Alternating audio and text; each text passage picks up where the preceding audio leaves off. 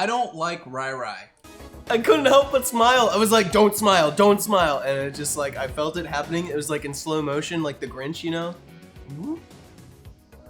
Yeah. Hey, what's up? It's Amir. Hey, Amir. Time's up. Get it together.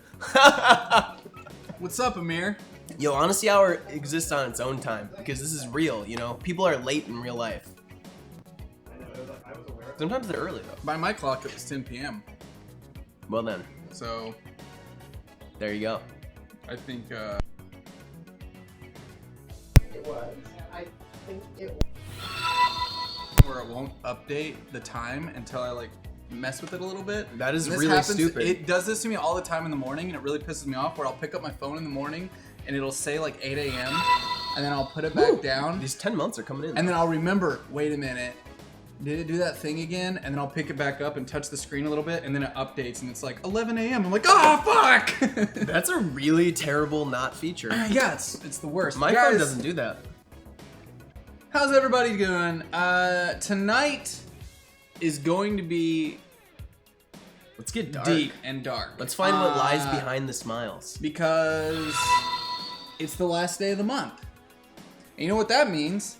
I got to do like reports and stuff on what we did this month and how it went. This is like the lowest revenue month we've ever had, if not tied with Well, it. there you go. Bury the lead. Yeah, There- that's, oh, sorry. Was that? We're not just diving right into that. the lowest revenue month we've ever had. I was just being honest. And that you were.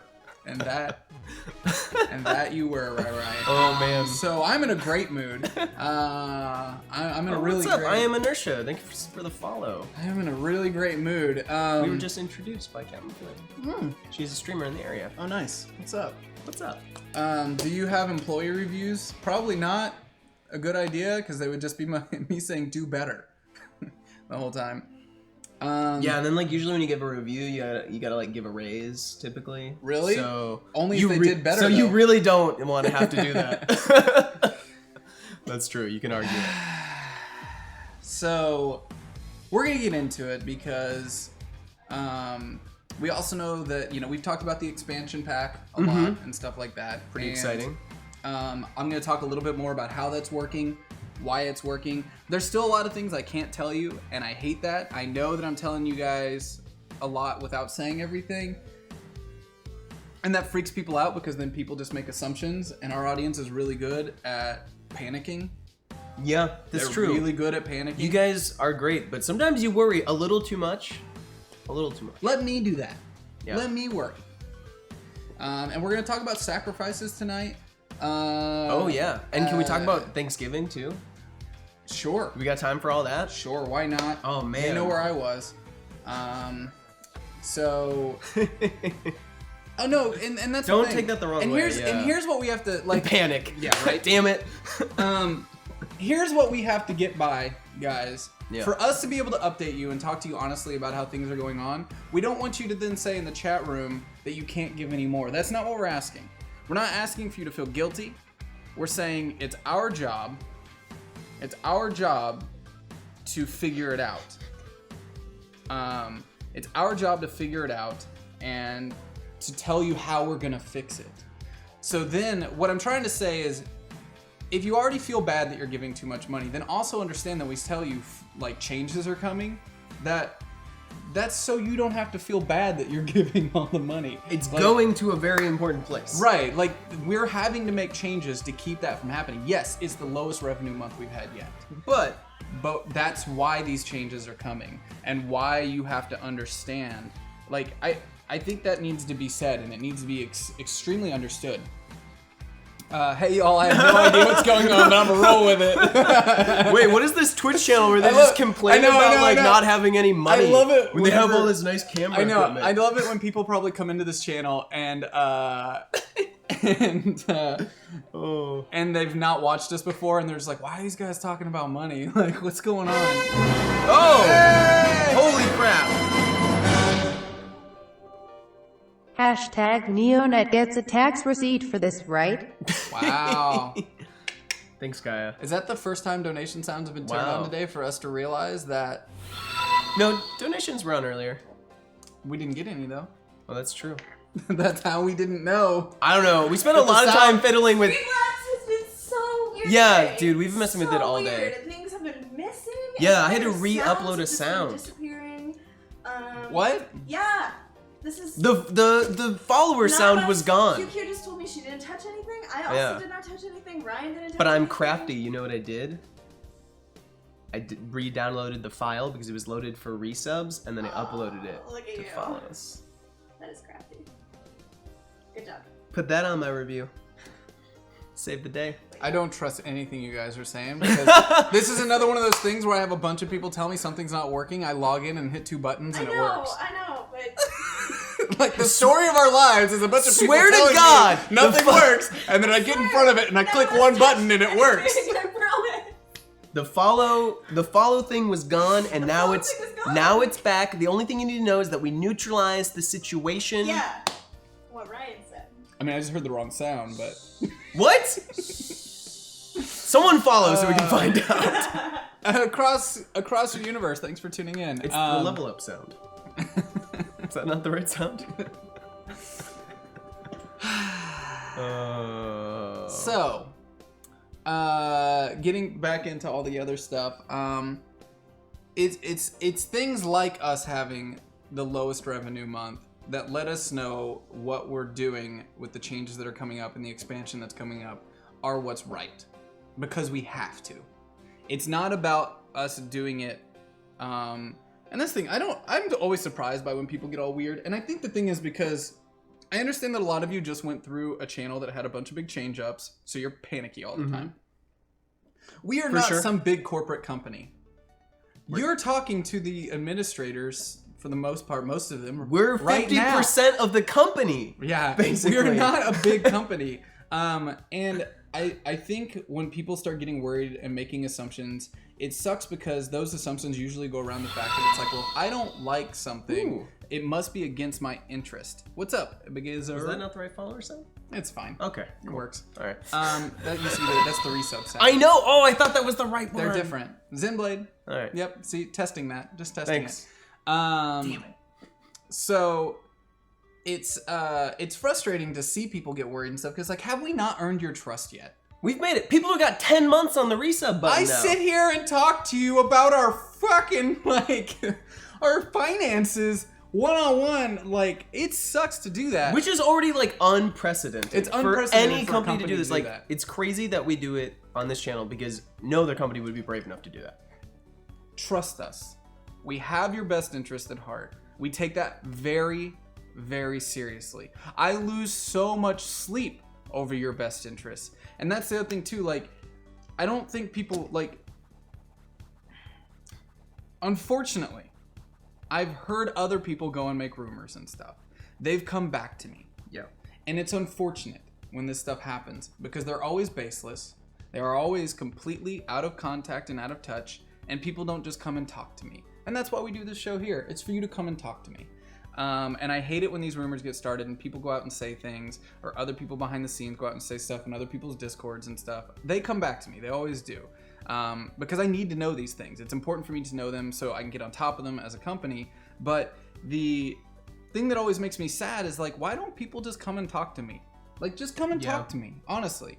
I know that I don't look happy, and it's usually because I'm not. And I know that I might be scary to talk to, but if you just sit down and have a conversation with me, I'll tell you what's up, no bullshit. Doesn't mean I'll do it with a smile on my face, but you'll get an honest answer. You know, sometimes maybe that's what drives people away. Not everyone wants an honest answer. Maybe they don't want honest answers. Yeah, maybe that's I it. don't But I can tell you, we have done everything in our power to make the channel as it currently stands work for this year. We've done everything in our power. And we've done it. And sacrificed so much. Astro Zombie Photography, I love Hybrid. Thank you for that. Love that name. We've sacrificed so much, and a lot of you know about my sacrifices. You see them all the time. You live them, and they don't know about your sacrifices though. For So sure. like, why don't you explain to people, like, you came into this because we needed help. We were in a situation where there were a lot of things not getting done for this channel to run, and we needed help, and we needed it fast. So you came in here already on the gun, under the gun, like already being fired at, knowing that you just started, you've never worked in Twitch before, you've never done production management. Nope. Oh, hey. Thanks, Prosperous Guard. Thank you for that. And just to add to that, also I came and then it was like, oh, can you organize it? All of these things are wrong. They're all wrong. All these Prosperous Guard, I'm sorry your message didn't get read off. Somebody's incorrectly set up. I don't know what's happening in Streamlabs. And if I went in and set it up right now,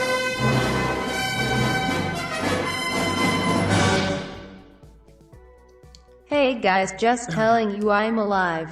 Also, I have pizza. Am I adulting now? that's right. I mean, That's right.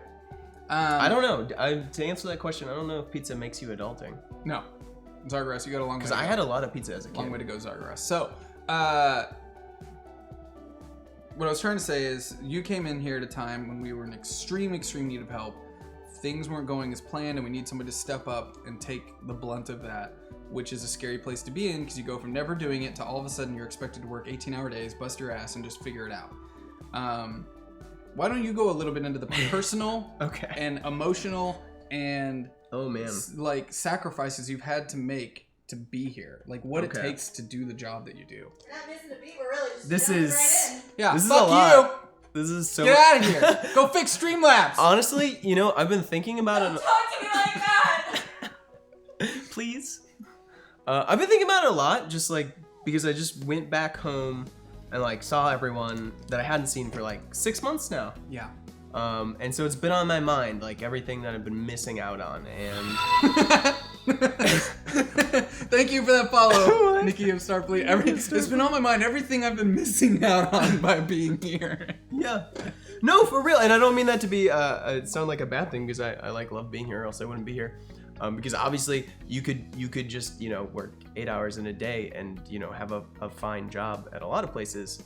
But this is such a unique opportunity. Oh, Marauders, upgrade unlocked. what is happening? How am I supposed to have a heartful confession? All right, so Emily, don't adjust Streamlabs from the streaming computer or we'll hear everything you're doing. Okay, so I was thinking about it. I was like, wow. All right, so I went home this weekend and I realized I hadn't seen, you know, my father in 6 months. And I like saw all my friends and I realized like I pretty much don't have any close friends here, and that sounds really depressing. I don't either. And it's not meant to be. I have like one person who I knew before coming here, that I can still be like pretty close with. But the reality is each day of the week I am here 100% in a hyper RPG, and then on the weekend that's when I can like work on my other projects, which is Open Legend right now. So I spend, you know, Saturday. My average Saturday looks like this. There will be 12 hours of writing between 2 to 3 different coffee houses, and I will not see a single person I know. I will just remain in coffee shops and stay there. And so I don't really get a chance to socialize with anyone. You know, you can't go to concerts if you're working on That sounds on a stupid. Friday. That sounds so stupid. I knew when I came here that I was probably gonna have to give up my relationship with my significant other, and like I knew that was a very real possibility, and then it finally happened, and so that was kind of a bummer. And to put it mildly, because we were like just coming up on our 2-year anniversary, and I was so excited, and we were like making plans and blah blah blah. That's the stuff that happens. He's really trying to undersell it right now. I don't know how to do this. This is the hardest thing. Personally, my mission as a human being is I don't like to unload the negative things in my life onto other people. Like, I do not like that. I feel like it's better to just like smile and not burden people with the things going on in your life. But yeah, it sucks. Like, we were looking at apartments. We were like planning a 2018 road trip, and then the next week it was like, I decided I'm actually not gonna move. And it's like, well, that's the end of the conversation. You like, if you're in a long distance relationship, at least this is the way I thought about it. If you're in a long distance relationship and you're not working towards being together eventually in the same physical place, what's the point? So that was it. And yeah, I don't know. I wish I could be there for my family. My mom is dating for the first time in her life in like 20, how many years am I? 25 years? Yeah. And she needs so much help because she's really bad at dating. And so she's been asking me lots of advice, and I wish I could be like around more for her to help her because I think she's making kind of bad decisions. And my dad just got engaged, and I'm like, this is so crazy. And to like come home to all this, and you like really realize how much the world that you left behind changes without you, and you realize like what you thought was your home is not your home anymore. Like I don't know, I went back to Chicago and I was like, I don't know what to do here anymore because like all the people I used to hang out with like are, you know, have moved on or are busy, and I don't know where I belong because I still don't like really have like a solid base in like Seattle where I'm liking Seattle, but like, when I think about it, I don't really know anyone here. Like I know like We know you people and that have come Emily. through, yeah. I know you and Emily. I know cast members, but also like it's hard. It's hard to be super close with cast members because like you also like have like a professional relationship with them, and so yeah, you kind of just end up. Oh God. Money. Emily did not set up the tips right. The minimum is still too high. The minimum's too Oh high. no! On the plus side, Ryry, you're one step closer to being Zac. Oh no. Cool, this one's not gonna come to Emily. You're welcome. Money. Thank you for that, Centurion White Rabbit. So Obviously, I'm very uncomfortable talking about this stuff. good. I'm glad. 'Cause this morning you acted all like, I know. I'm ready. I was so like. I've got so much shit I wanna Ready like. for it. It's not easy, right? No, it's not. Money. Thanks. I'm sure whatever you said was really nice. Do I have to go in there and fix this? Don't date my mom. You know what? Here's what I think is the happiest my mom ever was after the divorce is when she was single and she wasn't trying to date anybody. Okay. Who are you to make that call for? I'm not. I told her that. She asked me for advice. I give it to her. I say it's your life. At the end of the day, you're dating someone that I don't really like, and you know that's fine. So those are personal relationship sacrifices. Oh yeah. Which are obviously on your mind, and we might have to dive deeper into. Okay. That's one aspect of it. The other aspect is sleep, sanity, stress. Money. Nope. She doesn't want me to go fix it though. She's got it. There's a lot of nice comments in chat though. Thanks, guys. So, oh, you want me to come? You want me to? So, but this is a Actually, you know what? good point. I could probably fix it from my phone. It's incredibly difficult to work on anything else professionally if you're at Hyper RPG, which is a little scary sometimes. Like this month, you know, when you are devoting all your resources to Hyper RPG, it's not like you can really have a backup plan in place. Now, granted, money. Ryry hashtag trap shoot sorry wrong day. But honestly wanted to donate yesterday and I got interrupted by coworkers. Maybe next week I'll have time. Well, thanks, but you know, I don't get to kill anyone if you send me a trap right now, and you know how happy that makes me. The dungeon therapy is real. If Zac fixes this on his phone, you know, The sound just came through. there's gonna be some. That was It was $25 tip. It's set at 5.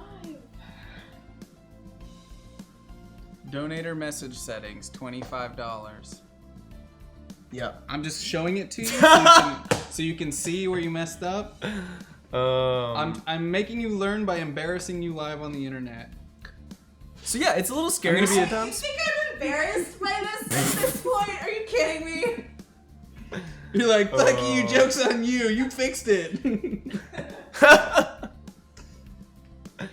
Very dysfunctional family. Yep. Oh, thanks, Simatier. It should be fixed now. So professionally, it's tough because you know what? Also, your personal projects are so important to your well-being. Like, even if I wasn't working on professional projects, I'd still be writing for myself. And like, that is so important for your self-esteem to know that you're always like working towards the things that you really care about. And I really care obviously about hyper RPG again, or else I wouldn't be here, because like, why would you subject yourself to this? The not sleeping, the not eating regularly. Honestly, the worst thing is sitting in a chair.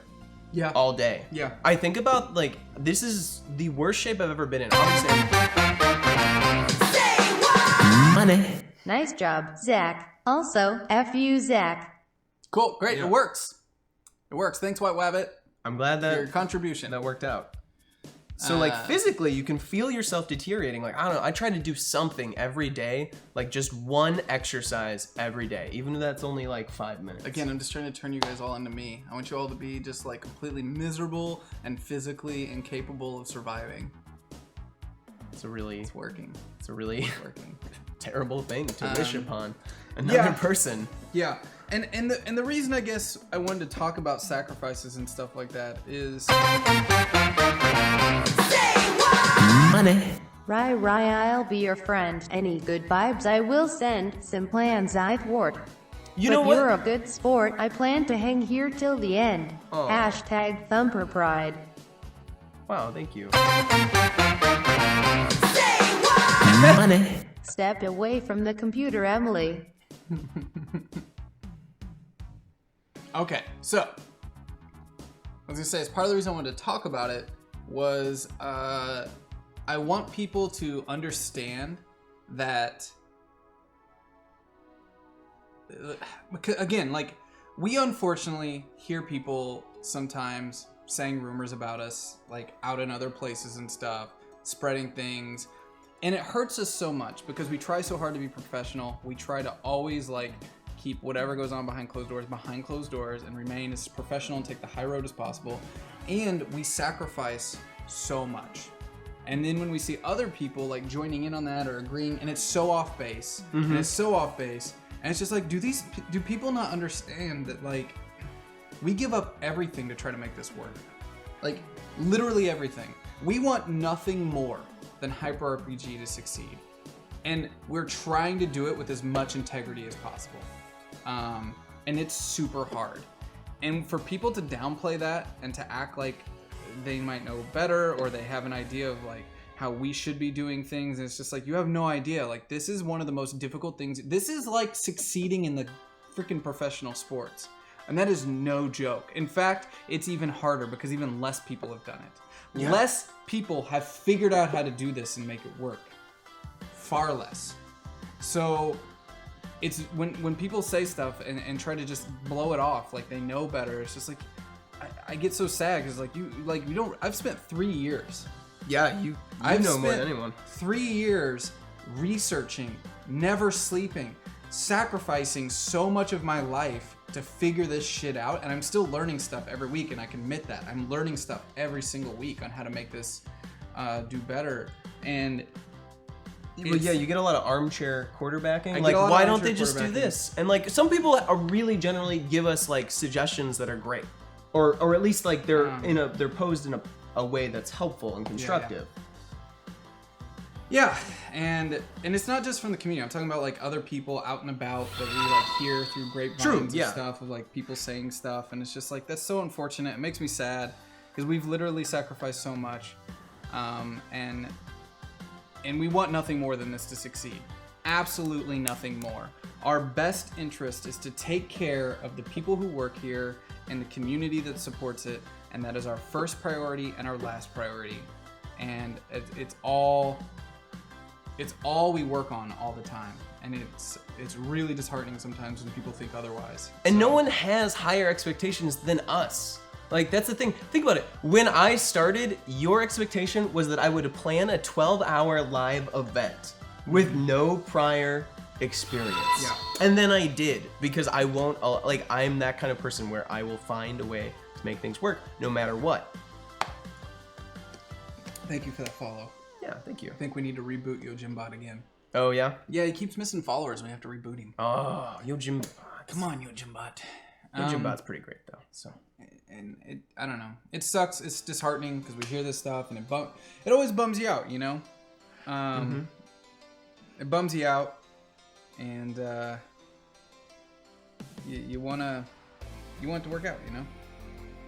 Yeah, you're already giving all your time, and the reason we raise money is to spend it on making the channel work too. So like some suggestions are unfortunately just like way too far out of like our reach for monetary reasons, because like we have to pay for cast and crew and equipment costs and studio costs. And guys, we're not talking about backseat piloting stuff like that. Oh, no. This is a totally different This is thing. a bigger This thing, is a yeah. bigger thing. This is like I probably shouldn't have posed it like that. Yeah. And it's about people not respecting us, I guess is that. I think it's more about respect.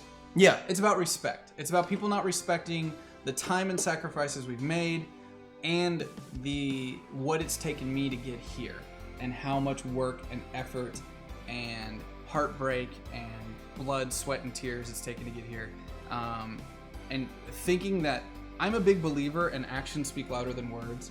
And like I said, I've spent a lot of my time hoping my actions and my accomplishments would speak for me. And unfortunately, a lot of people, because I don't speak up, get to create their own narrative about the work I'm doing and about other things that involve Hyper RPG, because I want the work to speak for itself. And then, unfortunately, that means it can go other directions. And we're realizing now that we kind of need to get out in front of that. And we need to somehow curb that conversation and make people realize, like, honestly, we don't want anything more than for this to succeed. We try really, really, really, really hard to take care of people and to do the right thing. Money. You guys are amazing. Thank you for allowing me to help you guys. Here's to the gummy bear and fishy fun. Hashtag ass technology. I already ate too many Swedish fish. Yeah. And I actually put some back in the bag and people It was so gross. Like for minutes he was talking and he was just pawing at them and squeezing them in his hand. And then after all of that, after like changing their physical form with the heat and pressure from his palm, he put them back in the bag. I couldn't eat anymore. It's like an entirely different product by then.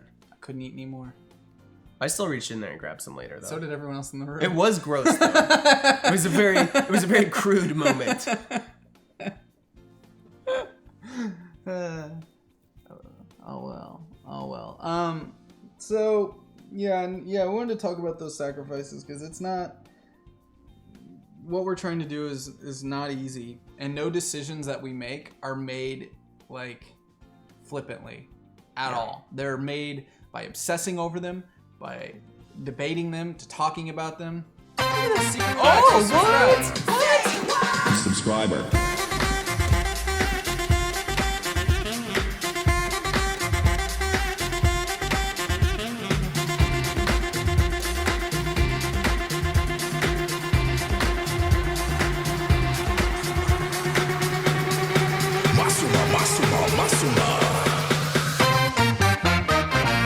Oh, wow. Thank you for that Awesome. Thank subscription. you for walking into this weird conversation. And It is a weird subscribing. one if you don't know who we are. Money. Thank you for everything you are doing, Ryry. Especially all the work you are doing for the metagame. And Zac, thanks for stuff, I guess. #Satyr thanks. crap. What? Thank you. Did we just get another sub? Shit. Subscriber.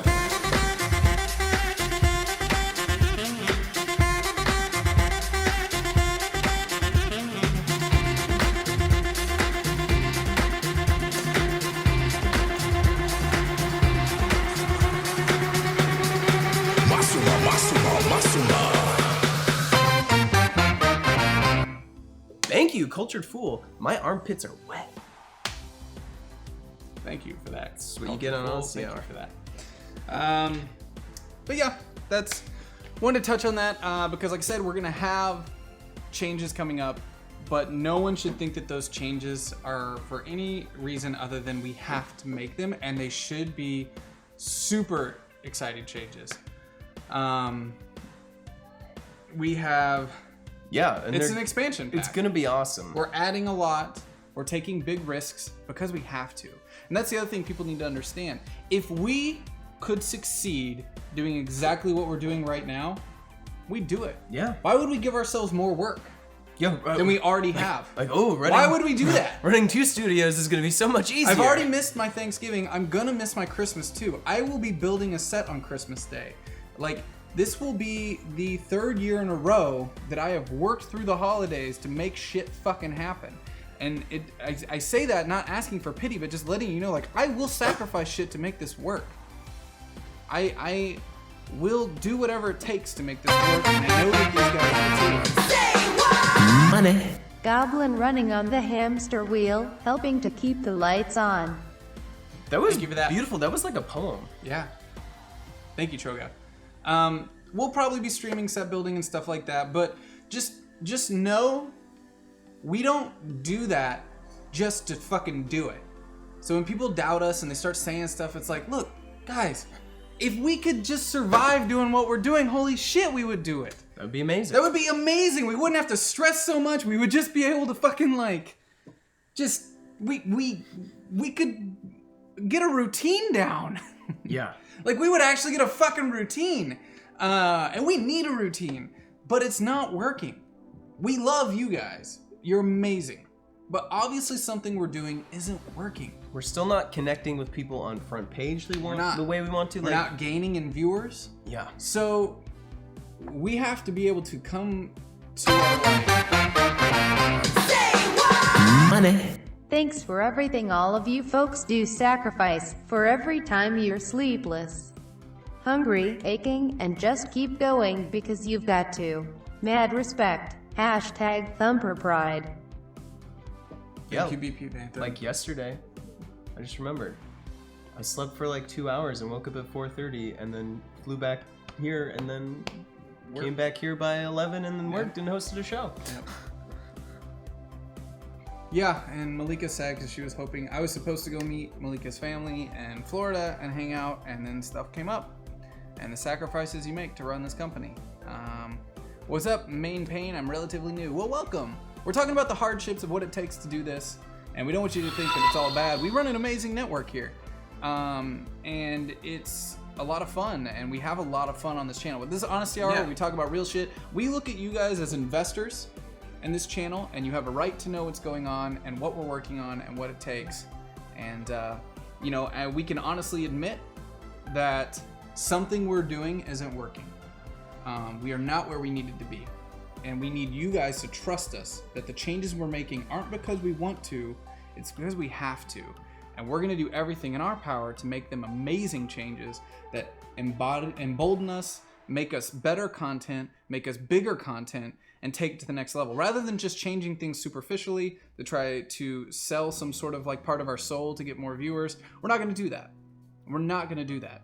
We've been working with getting an investor, and that investor is gonna allow us to jumpstart into 2017. And it's a big risk, but we're really excited to take that risk and hopefully bring in a lot of new viewers, but also keep the exact same feeling and the exact same attitude as we have right now, which is updating you every Wednesday in a very honest way, continually tuning in and playing games with you, and you know, whatever we can do.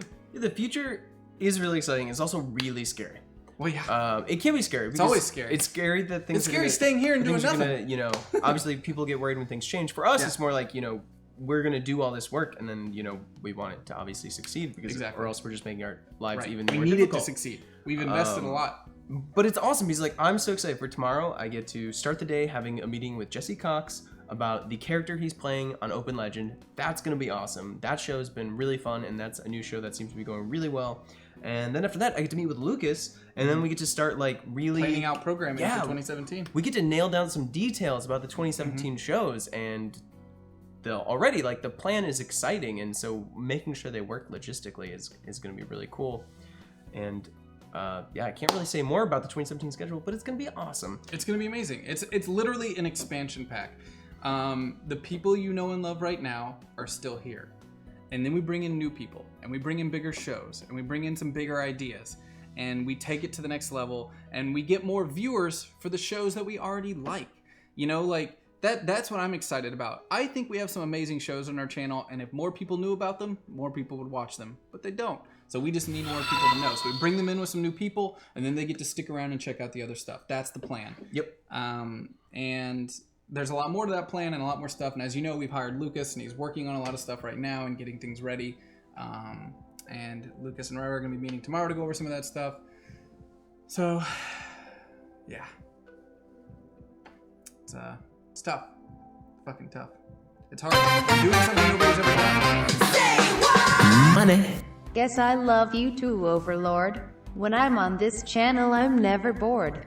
This place cures me of strife I find in my life. I'll send any donation I can afford. Oh, thank you, Prosper. Hashtag Thumper Pride. Thank you. Thank you. P-Guard. Yeah, his rhymes. Neeb says, who's Lucas? Lucas is my brother who took over as the showrunner of Geek and Sundry when I left, and then he recently left Geek and Sundry and we hired him. So that's pretty much it. Discord reminder. Yeah, we got to get to those. Oh yeah, Discord sure. We questions can get for into Honest that.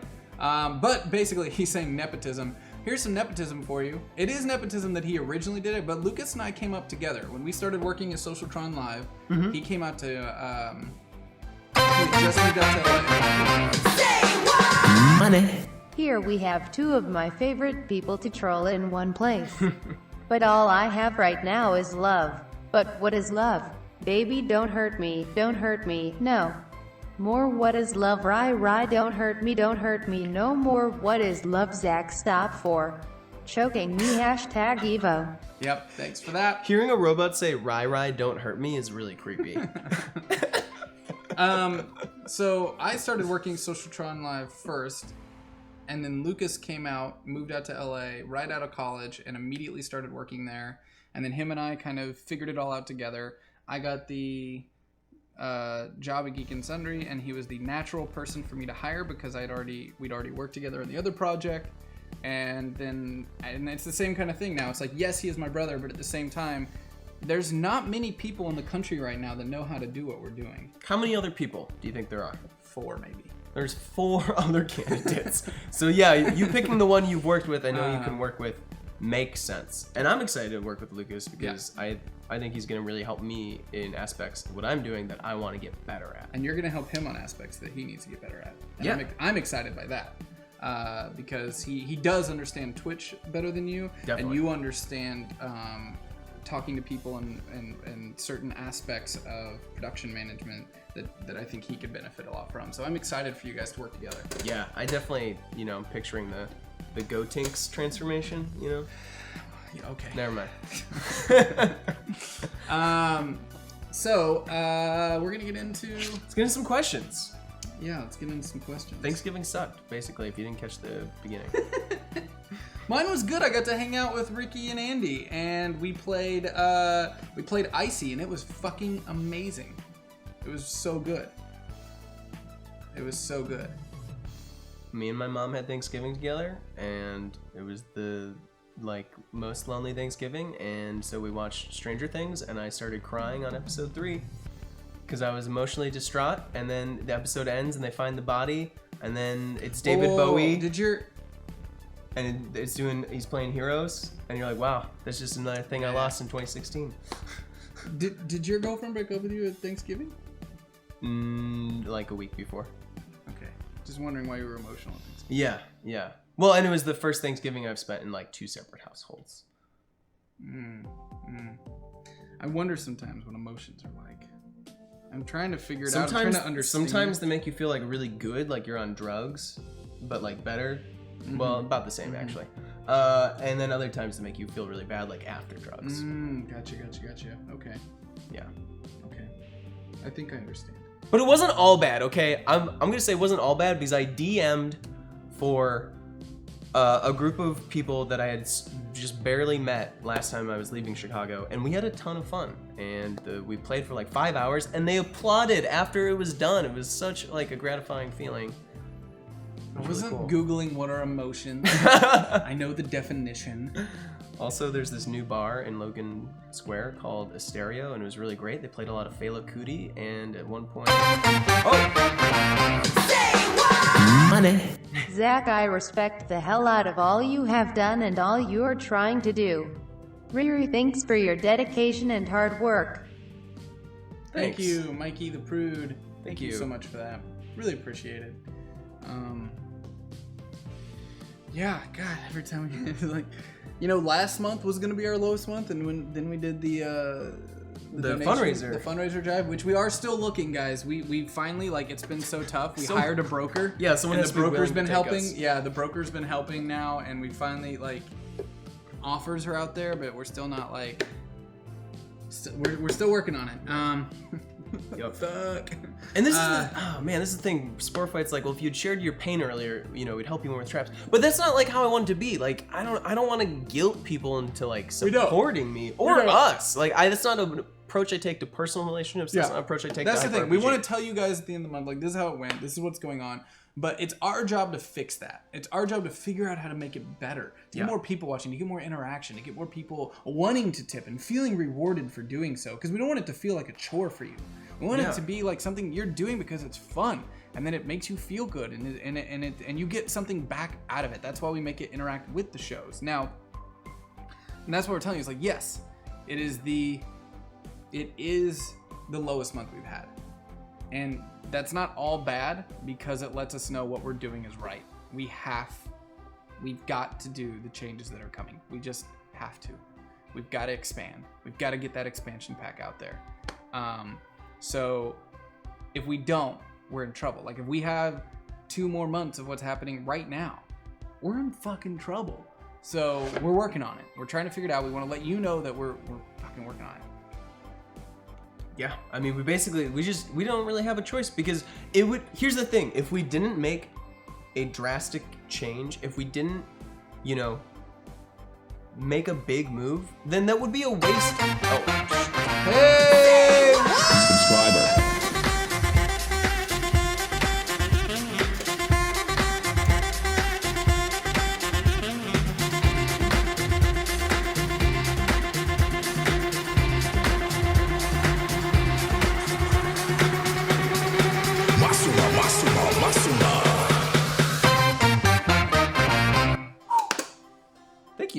Thank you for that subscription.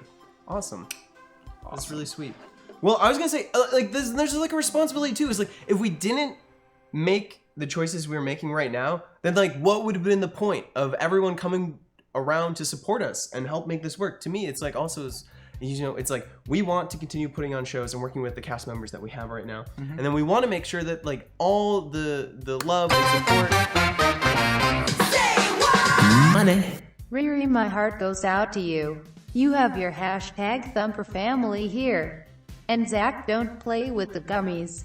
And shout out to the Clips team. Let's keep going. #Ass Technology, #Clips team. Now I head to sleep. ZZZZZ. Yes, and ZZZ. definitely a big shout out to the Clips team, like, because you guys Seriously. have been able to do these awesome highlight reels every week. Yeah, I love those highlight reels. Every time they come out, I get really excited. So yeah, I don't know. It's just like, oh, thank you. Look at that. FFHGS. Yo, Jimbot's back in the Aw. house. Like the thing is, like, you guys have put so much into this too, and like, the best thing we can do is make sure that like that is gonna lead us somewhere. Yeah. Shit, Calatoro, doubling our numbers is like, hopefully by month 2. Yeah. Our numbers doubling right now doesn't mean shit. Our daily shows are averaging 120 viewers. That sucks. I get more when I play games by myself in the middle of the day. Like, that's a bad position to be in. Yep. Okay, Also, guys, I had holes in my shoes and it rained the whole time I was in Chicago. And I had 1 pair of socks.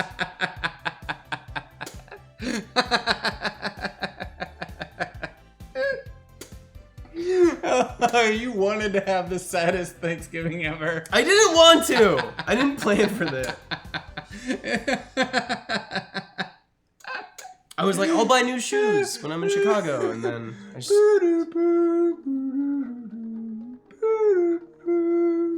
This is the honesty hour where you tell, Zac your true feelings and he mocks you. Wow. I'm just saying, it was a culmination of things happening in my life all at once that was a lot to handle.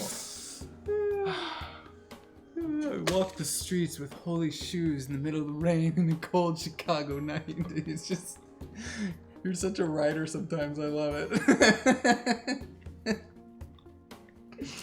Okay, let's get to some questions.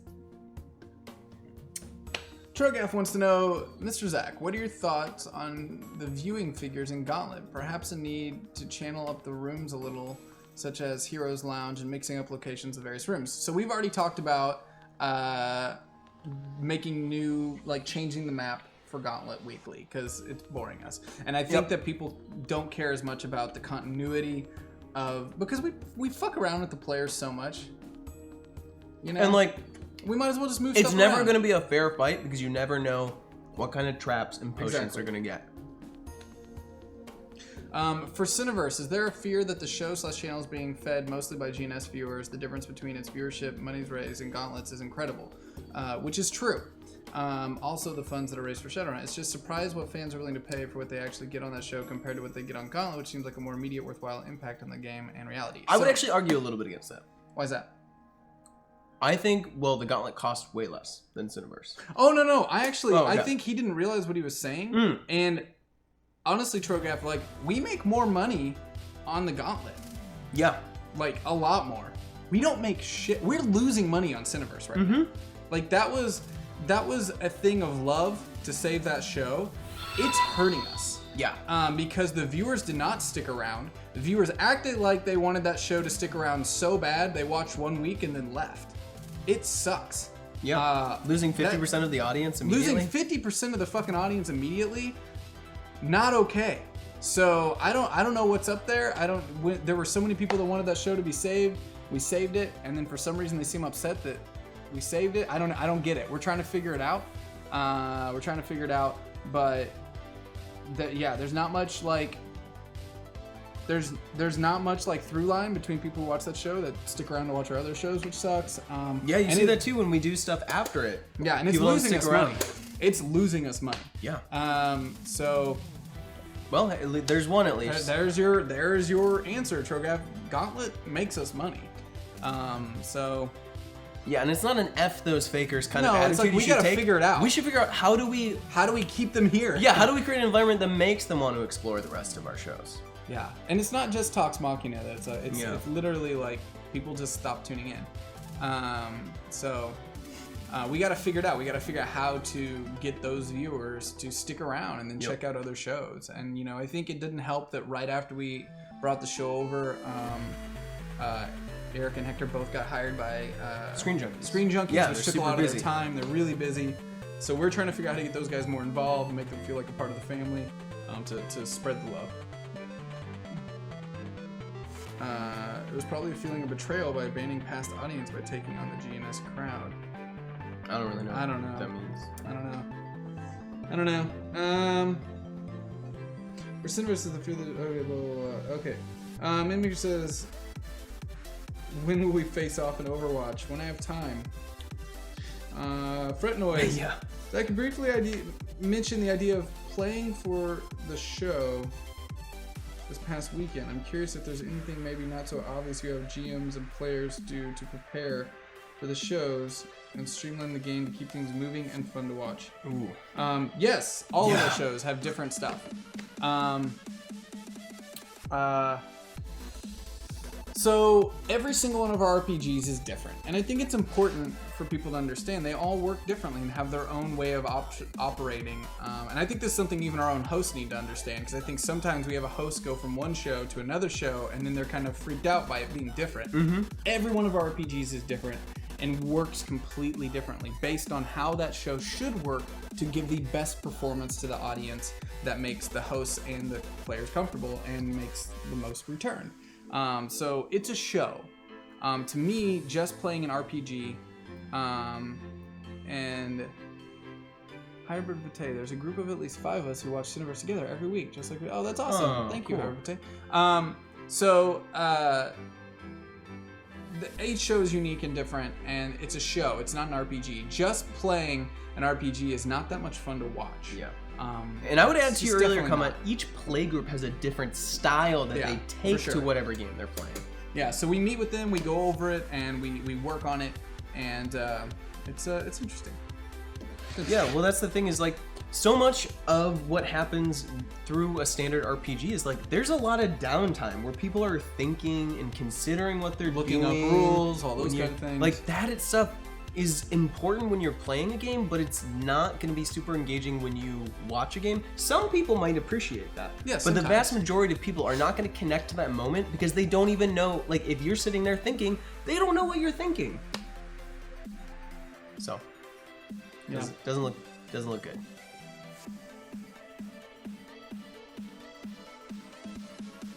So Sidge Innocent says the big shows bore them. Yeah. Hey, that's on you. I think I'm pretty happy with the RPGs that we have and keeping them popping. Yeah. Yeah, I mean that's the thing too. Like at the end of the day, you can't expect every show to appeal to everyone, and Nope, you wouldn't can't do want it. it to because that would be a shit show. It would. Yeah, it'd be super vanilla. Yep. Zac and Ryry, you bring a unique style of GMing to the table. What was the number one influence in the style of GMing you do? I can take that. Go for it. For me, I'm not necessarily that experienced as a GM. I really hadn't GM'd at all. The first time I GM'd was when we did Pokethulu. And for me, I took lessons from, I've been in playgroups like all my life. And the biggest thing that I really hated is when you felt like a GM was railroading you. But as a GM, like you have to be somewhat in control. So to me, like creating narrative choices that allow the party to feel like they're exhibiting independence and autonomy, but still not having them completely ruining all your plans. To me, that's what's most interesting. So I usually build scenarios as a GM now around like what are like the 3 branching paths through this, what are the parts and how do they intermix? So like, how can I, have one piece of it when they reach this big bad, how can I have that come up earlier if I need to, and vice versa. Like I kind of view it sort of like how most video games I think do it, where you have like branching paths that all connect in the end. As far as me, it's a collection of a lot of people I've worked with over time, but I don't think I would ever GM a game that wasn't a show, because I don't think I'd like it. Yeah, it's way different. I'm a storyteller, and I've seen other people do it, and I've been around people that are doing it where it's just for doing it as a game with friends, and that's just not my thing. At the end of the day, I'm a storyteller and a showman. I want to make a show, and I come at it from that perspective mainly. Is what does an audience want to see at a certain point to keep that audience engaged, to keep that audience guessing, to keep that audience moving, and then rewarding that audience with things coming together and things like that. And players can be a little different. Players sometimes want different things. They want to feel powerful. They want to feel rewarded. They want to feel like sneaky. They want to feel smart. Like there's different Funny, things. clever, yeah. Yeah, You name it. there's different thing. There's different things that a player's going to want that a viewer's going to want. And I'm typically usually thinking more about what the viewer wants, which isn't always what the player wants and can sometimes make the player go, damn it, Yeah, you don't want them to just easily succeed in everything they do because then there's no tension. But obviously they want to succeed because they don't want bad things to happen to their character because that's who they're playing. Yes, Arma, I did know about that. Oh? I totally missed that. Yeah. That's interesting. I think you could have some really great narrative experiences though if you GM'd for a group, but it would be very different. It would be very than different. your style. You I have don't a have very, time either. You have such a director's perspective on everything, and that's what makes Vanquish so awesome though. So. Let's see. But I do love the improvisational aspect of dice choosing your fate. I love that. Yeah, it takes a little bit of the control out of your hands. Yeah. I really enjoy that aspect of literally having something that it's telling myself there's so many different ways this could go. There's no reason for me to figure it out. Let the dice figure it out. And that's really exciting. Yeah. For me, I got really excited about this event I did this weekend because I designed an item for each character that was a creature. One was a worm they put in their ear and it deciphers foreign languages and then defecates the language they can understand back into their inner ear. Jarpahookie says the show didn't click. Valiant didn't click for them until Bronze got on the show, and Yeah. I think she was an important element. She was a really important element to that group. Goes back to what I said earlier about the cast that you have playing the game changes the way the whole game and the whole show works. Like again, you could say the same for like DFA. So many people came on board after Strix and Goobers changed up the team dynamics. Like that was so important for that show. Yes, just like a Babblefish, actually. Yeah, I was reading Hitchhiker's Guide, so I still. I'm totally cool with that. Oh yeah, but it's like gross. All comes from centipede, somewhere. So. All comes from somewhere. You think he made that up, guys? Ryry, what's the secret to your positivity? I believe that you should keep all the negative things inside and only exert them in your own like personal creative work instead of like directing them at other human beings. I don't think you. So I disagree. That's totally fine. But I'm not a positive person. So my whole thing is to keep myself from going crazy. I like to get out the negativity into the air so I don't hold it inside me. Otherwise, I'd probably. Well, I know I would because I went through a period of my life where I kept it in and it made me crazy. Now I'm much healthier, despite what they may think, because I vent and I get it out. I have to. If I keep it in me, I go nuts. I gotta get it out. Yeah, which I think is valid. I guess for me, it's like the thing is like that's what I explore with writing, and I look at like all the things that are wrong in the world, and I try to put them through that creative lens or things that frustrate me in my life. And then like with writing, you're trying to find like a positive spin on that. So you're like, oh, you like run into this person, you're like, this person's such a jerk. I'm gonna write about them because we're gonna highlight what a jerk they are. But then you start writing and you think about, well, why is this person a jerk? Maybe they got all their toes cut off. Okay, this whole time we've been thinking the wrong way about this person, and then all of a sudden all the things that were negative about this person who you based a character on, you realize maybe are based on things out of their control and that you should have more empathy. I don't know. So that just changes the way I look at everybody. How'd you get involved with Open Legend?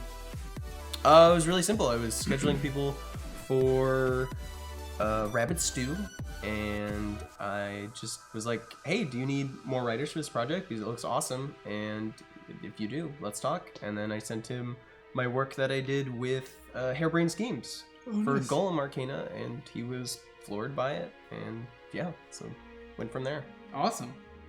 Yeah. You will be Avenged wants to know how they can help with the channel other than subbing, donating, and sharing. Honestly, the biggest thing you can do is if you like what we do, tell other people you know why you like it in an honest way. The best thing that can work for us is people spreading word of mouth to their friends, to other people on the internet, other places, of just like, if you like this, I like this thing because of this and this. Like, having an honest reaction to what we do and telling people why works so well. Yeah. Or just like, I don't know, being engaged on social media sometimes is nice. Just like getting your feedback. Like, we love it when you tweet at us. Honestly, yeah. We love it when you tweet at us. Tell us what you liked, what things you're connecting with on a show. Like, we really like that because it's good for us to know what's working with people. It's really great. Paco says, Ryry, first of all, you're my fave of the Hyper RPG cast. Thanks. You know, it's not a contest. That's the way that you make it a contest, as you say. It's not a contest. But seriously, thank you. That's really nice. Savage Punch wants to know if you'll serve as my body double if I get elected in 2020. Fuck yeah, you'll take that bullet for me. What do you think the best part of your current job is? Ooh, can you repeat that one? What do you think is the best part of your current job? Is how it was actually written, and is Hyper RPG your only job at the moment? Oh, interesting. Do you have another job right now? It's for you, dude. It's okay. Oh, okay. Yeah. So I do have two jobs because I am a writer for Open Legend, and I am here as the production manager for Hyper RPG. And I would say, okay, favorite things about Hyper RPG are pretty easy for me. One of my favorite things is working on Death from Above, working with the GMs on their storylines and building the map and like building all the abilities every week is really cool. Like, I like the chance to collaborate with them and think about how the abilities are also part of the story and telling the story, and then also making sure they're fun and that you guys like are interested in them. Yeah. So that's cool. It's like a chance to do like game design work that I hadn't really been able to do before, which is really cool.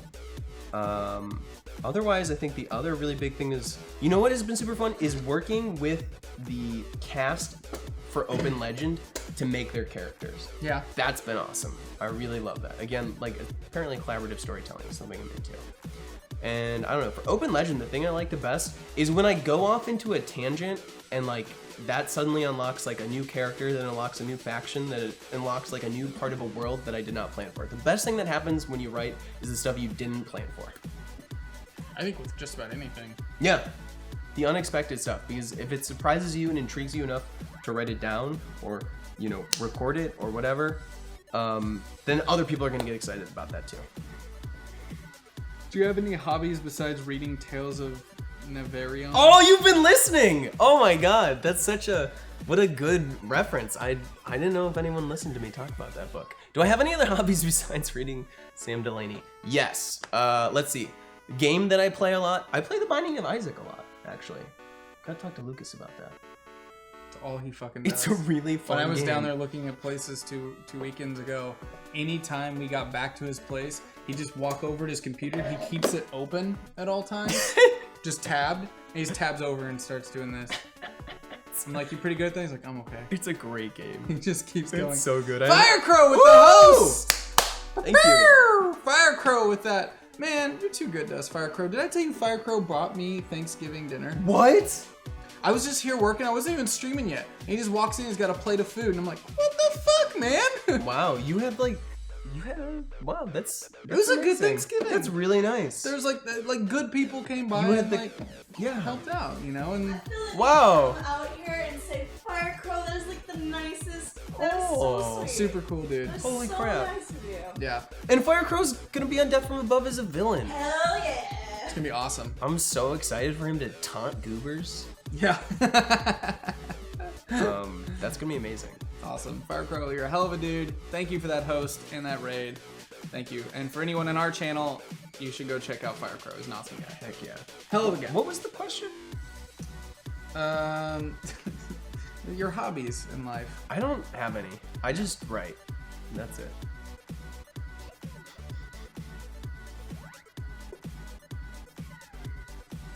Do you have hobbies? Do people have hobbies here? I read comic books sometimes. I Yeah. haven't lately.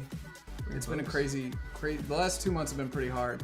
Yeah. I know I warned Malika a couple months ago. I was like, until the end of the year, this is gonna be rough. It's gonna be really hard. So, yeah, no time at all. Just no time at all. Oh, if you're new to Sam Delaney, congratulations. You are in for a hell of a ride. I'd recommend I, Gamora, which is a collection of short stories they wrote that is awesome. Let's see. Like he says, Zach, the Nerd Fusion stream on Saturday was amazing. Was that a productive and/or profitable gig for Hyper RPG? And what will any more paid gigs renting out studio like that happen in the future? It was a big risk, and like honestly, we're probably gonna come out underneath on that one. Like I put in a lot of time. Like multiple days worth of work. Multiple days, you know, and I'm glad that it opened up the opportunity to start working with those guys, because I'd love to work more with them. So I am really happy about that, and hopefully they were happy with our production, which was, when I say me. Yep. It was everybody else was out It of was town. you. But I was pretty happy with it, and you know, it was funny though, because a lot of people are like, oh man, 12 hours at the board. I'm like, it's like a normal day at work, man. You're like, oh, I only had to work cool. with the board, yeah. But If only it ended. Yeah. but you know, it was cool to work with those guys, so I'm hoping to be able to do that again in the future. And as far as paid gigs running out studio, we'll see. I'd love for it, but we'll see. Yeah.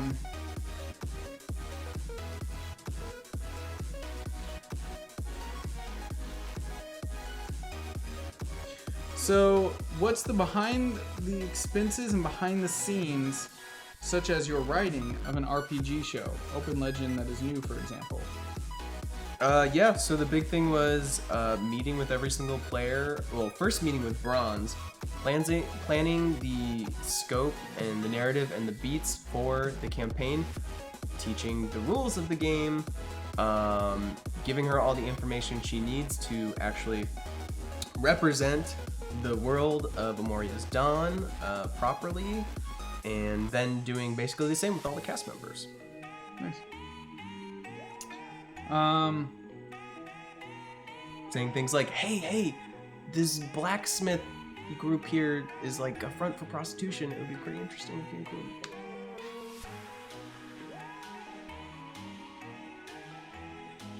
Will you use the setup for Open Legend in other RPGs? Possibly. It's possible. It's not going terrible so far. So if we can do some sort of other RPG after this one that allows us to bring in big players and do it in a cool and creative way, I think it's definitely something now that we'll probably be open to doing. Yeah, this was a big test, you know? Oh, what's up, Testament Doom? How's it going? He's been playing FF15. Oh, yeah. Malika really wants to. She's feeling sick. She was gonna come over and fish while we were doing Honesty Hour. Wow. She's like, I really want to level up my fishing because that's not something I can do on stream. It looks I just so need to level up my boring. fishing. That's the blitzball of that game, apparently. Bye, Thumpers. What's up, later, dude? Oh, thanks. TM, dog. Wait, we're still trying the CD? We got a backup. Okay. I'm a professional. Come on. Alright. How does it look on the numbers when cast members have their own streams opposite hyper shows? Does it really show in the numbers? Since it's Honesty Hour, what are your real opinions of it? Well, it hurts us. Yeah.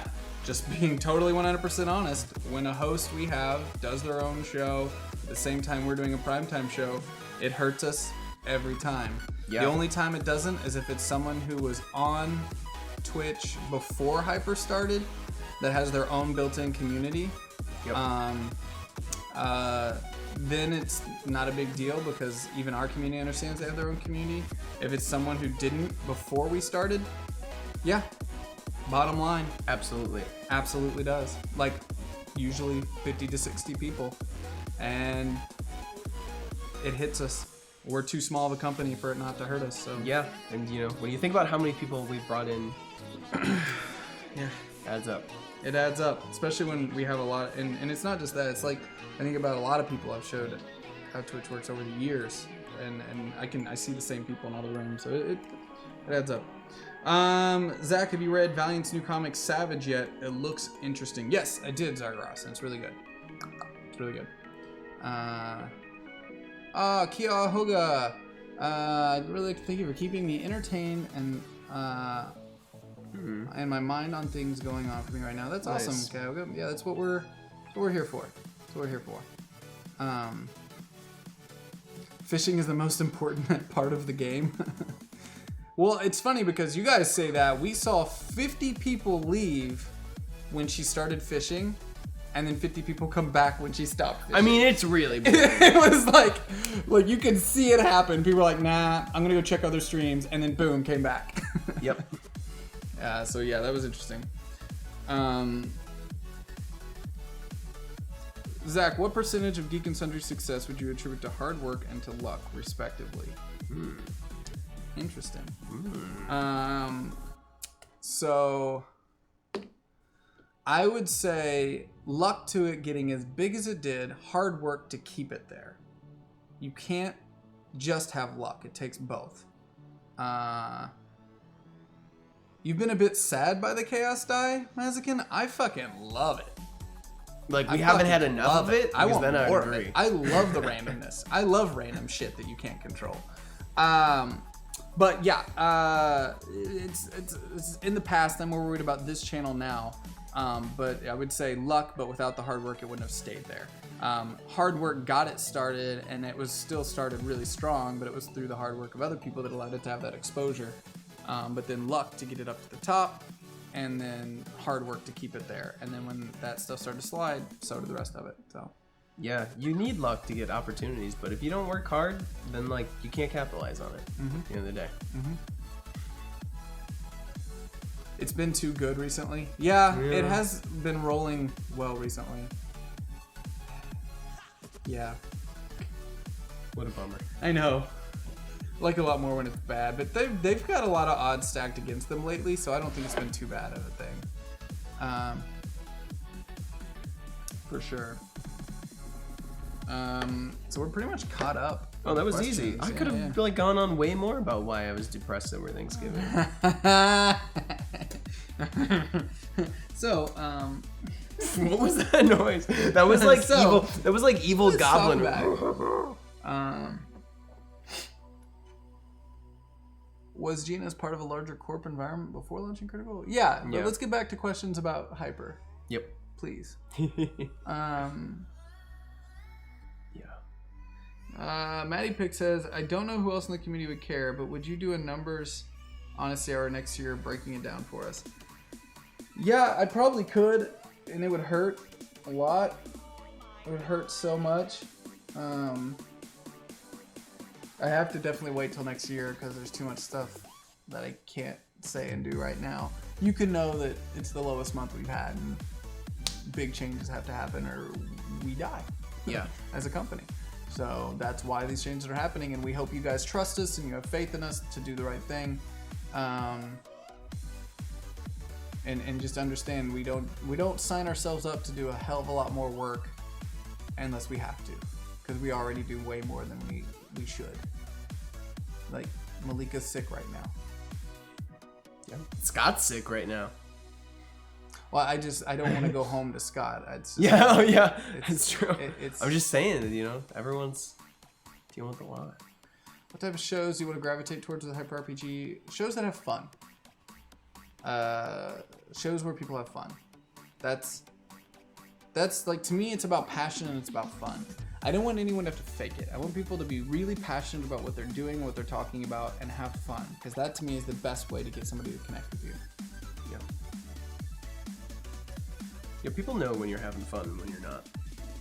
Ozai75, I mean, it's just we're going to be adding new shows. But we're going to be adding new shows and new talent.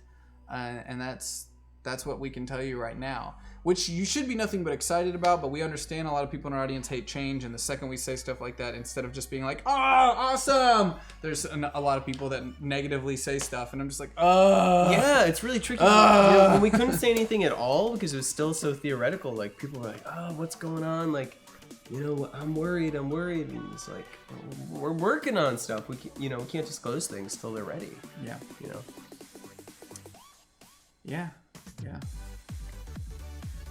Yeah, it's kind of a tricky balance. It is. It's a really tricky balance. I'm excited for the expansion pack because, you know, I'm not going to tell anyone named it, but I'm excited to work with people that I've been wanting to work with again and people that I haven't got to work with yet. And yeah. Wait, okay, important question. What did you think of Stranger Things? See, this is how far behind I am in life. Is that Did I you finish it? Finished Stranger Things on Thanksgiving. I fucking loved it. I watched all 8 episodes. It was great. I loved it. It's one of my favorite shows of the year. Nice. So good. Really good. The acting That's was good phenomenal. writing. It was good writing. That's the kind of, like, yeah, I'm a big fan of I'm a big fan of that kind of Who are these people writing. though? Where did they come from? They came in like out of directors. nowhere. Yeah. Yeah, they're just two brothers, done music videos and shit like that. Wow. Yep. Yeah, I couldn't believe it. It combined like some of my favorite elements. It was like Freaks and Geeks meets like X-Files almost, but Yeah. like that's almost, I don't even know if X-Files is a good comparison. And then like by the end, a little bit of Alien. Dude, it's Spielberg all over the place. Yeah. It's very 80s Spielberg-y, with Twin Peaks thrown in there a little bit. It's got like the heart, and it like wasn't super sentimental. I haven't seen Arrival yet. Malika did and didn't like it, and then a bunch of my other film friends saw it and loved it. Yeah, I've heard I don't know. really good things, so I do want to see Arrival. Oh, I have more questions in Discord now. Thank you, Lee Angeles. You know, honestly, someone posted out earlier, they're like, you know, I'll be your friend, don't worry. And I was like thinking about that they said that, because I'm like, man, if anyone tried to reach out and be my friend now, I would probably blow them off because I'm so busy. Oh, so somebody asked, and the mods want me to answer it. Oh. We want us to tell the community what the mods do. Yeah. That's a good question. We couldn't do this without the mods. And I don't get a chance to talk to the mods as much as I would like to. I do miss the fact. So here's the thing, guys. In some ways, I feel like it bums me out because even though when I was at GNS, it was an insane amount of work, I had a lot more free time. And it's something Malika can attest to as well. And part of it is because at the end of the day, I could go home and just be at home and not stress and obsess over the money. Because that wasn't my job. It was to make the shows good. Now, it's all of those things. Yeah. And that allowed me last year to talk to the mods a lot more. We had a much stronger connection last year because I would constantly be talking to them, and I'd constantly be talking to the community more in the chat room and stuff like that. I don't have time to do that anymore, and it really bums me out because they are my connection to everything else that's going on and feeling things out. So I do miss talking to the mods as much as I used to, and I know, guys, that I'm neglecting you all because I'm really busy, and I'm sorry for that. But they basically run the ship internally. Like they're the action. I know we have the bot that's like, you are this on the Yojimbo and you are this. They do it. Like they do it. They run the ship internally. Yeah. So yeah, that's M-Dog's job now, right? Yeah. Emily talks to them now, and these guys tell us what's going on in all the other Discord rooms, give us the overall feeling of everything, making sure that the chat room stays positive and that keeps everything, moving forward in a positive way and representing us as a brand in a positive way. And it's we couldn't do it without them. And on top of that, they do other things like help with the metagame, help with doing questionnaires, help with finding news for graphic content, help with clips. Like, there's so many things the mods do, and without them, this channel wouldn't work. Wouldn't work at all. And honestly, it's one of the things that we use when we're telling other people and brands about us, like, we have the best mods. And we know our mods have this shit on fucking lockdown. They are like the forefront of, the channel identity. Like, they help push and like shape the chat room and the Discord room, and they're so important to like the space that's been created here. Yeah. It would not be able to be done without it. Plus, they say like weird stuff in mod chat that makes me laugh. Oh, Techie Carrier's GMing a Valiant game now. That's awesome. Awesome. The Valiant show is a show I really recommend to people when I'm, talking to friends about the channel. Yeah. I think it's a really good way to get into it. Oh yeah? Mm-hmm. Yeah. Let's see. Green Etrabos wants to know what it would take for Ryry to not exude positive energy. I see it all the time. Yeah, I definitely. Look, don't get the wrong idea. You guys think that I'm positive, but I definitely have not positive moments. Again, him and Emily are scary. I mean that. I'm not just saying that shit. It's true. I have moments where I get really upset, and like honestly, I think when I'm upset, I am way less measured in my response than you are. Because when I'm upset, I'm like, fuck these people. Like, let's just like crush them into the ground and erase them from history. Yeah, you and Emily both.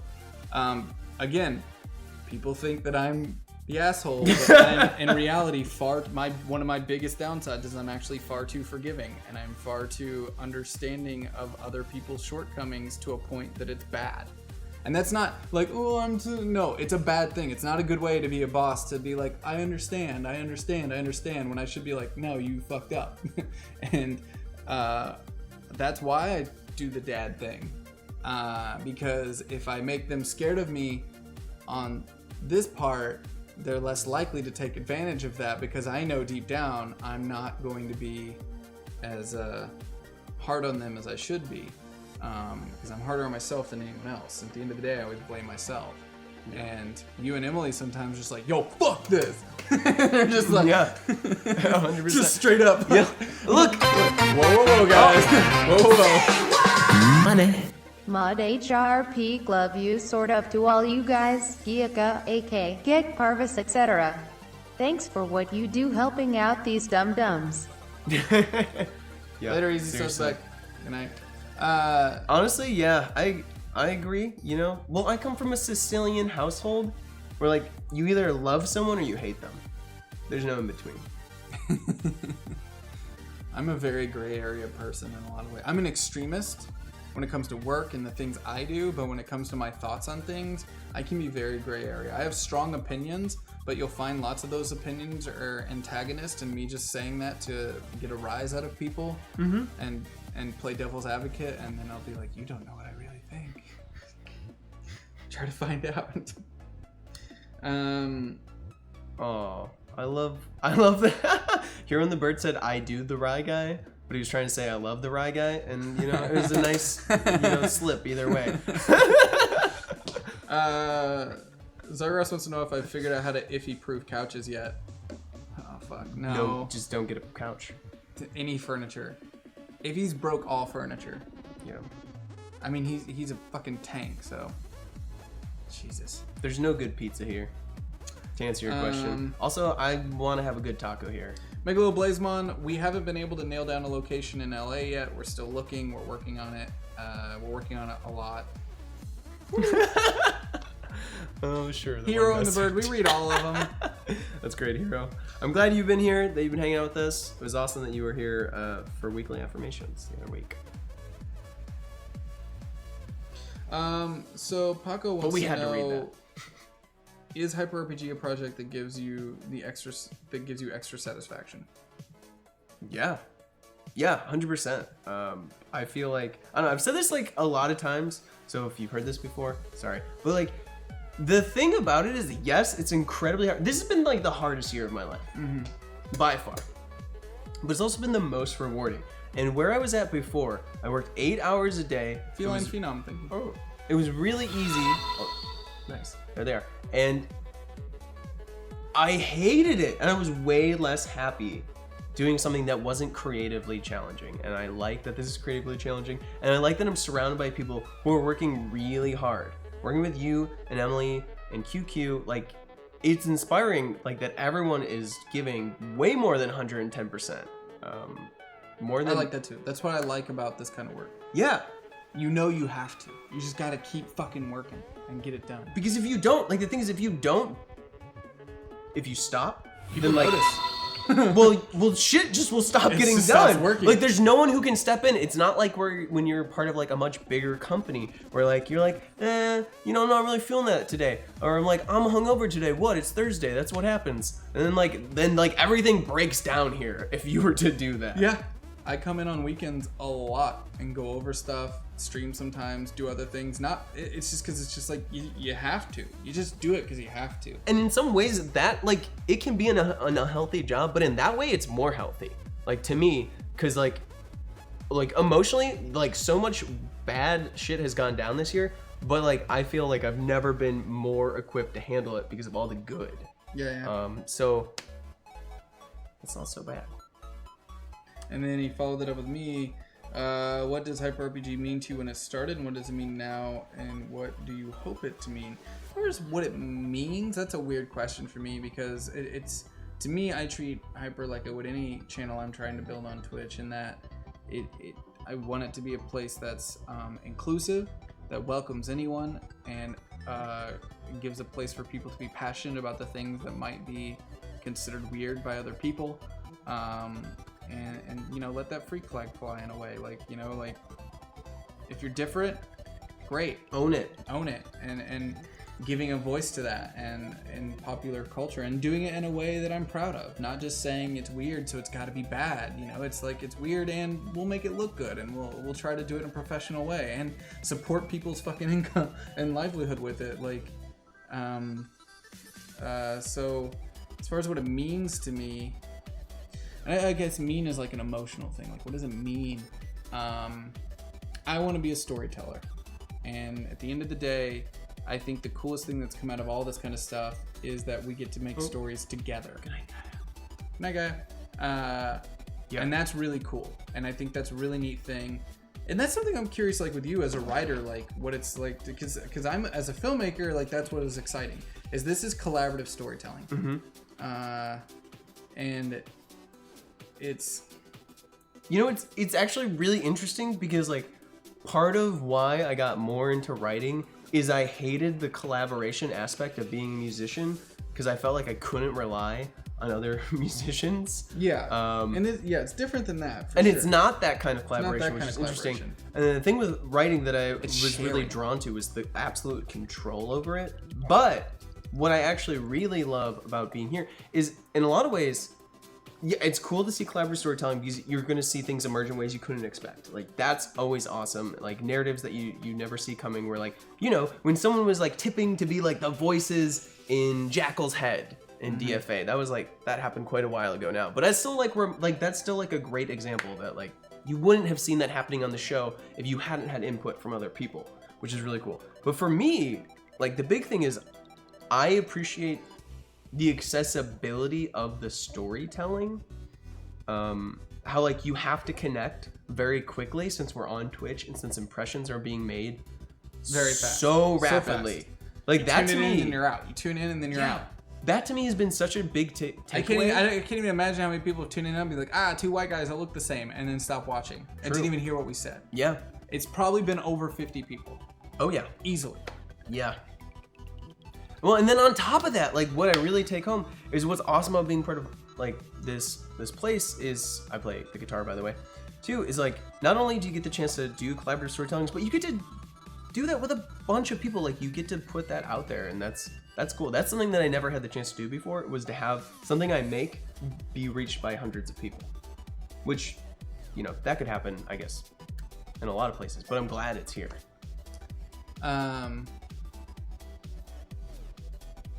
So, Flying Kubigan says, do you think Hyper RPG needs a flagship show to really drive people to the channel? I know you don't want it to become a Critical Role situation, but I mean, that's the thing. Nobody can have a Critical Role situation because Critical Role was luck, but then hard work kept it there. You can't have that.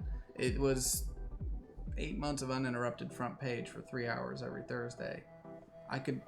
If this show was on that, we'd have fucking 20,000 people watching right now. And I mean that. We'd become celebrities over the course of 2 months. That's like having a TV.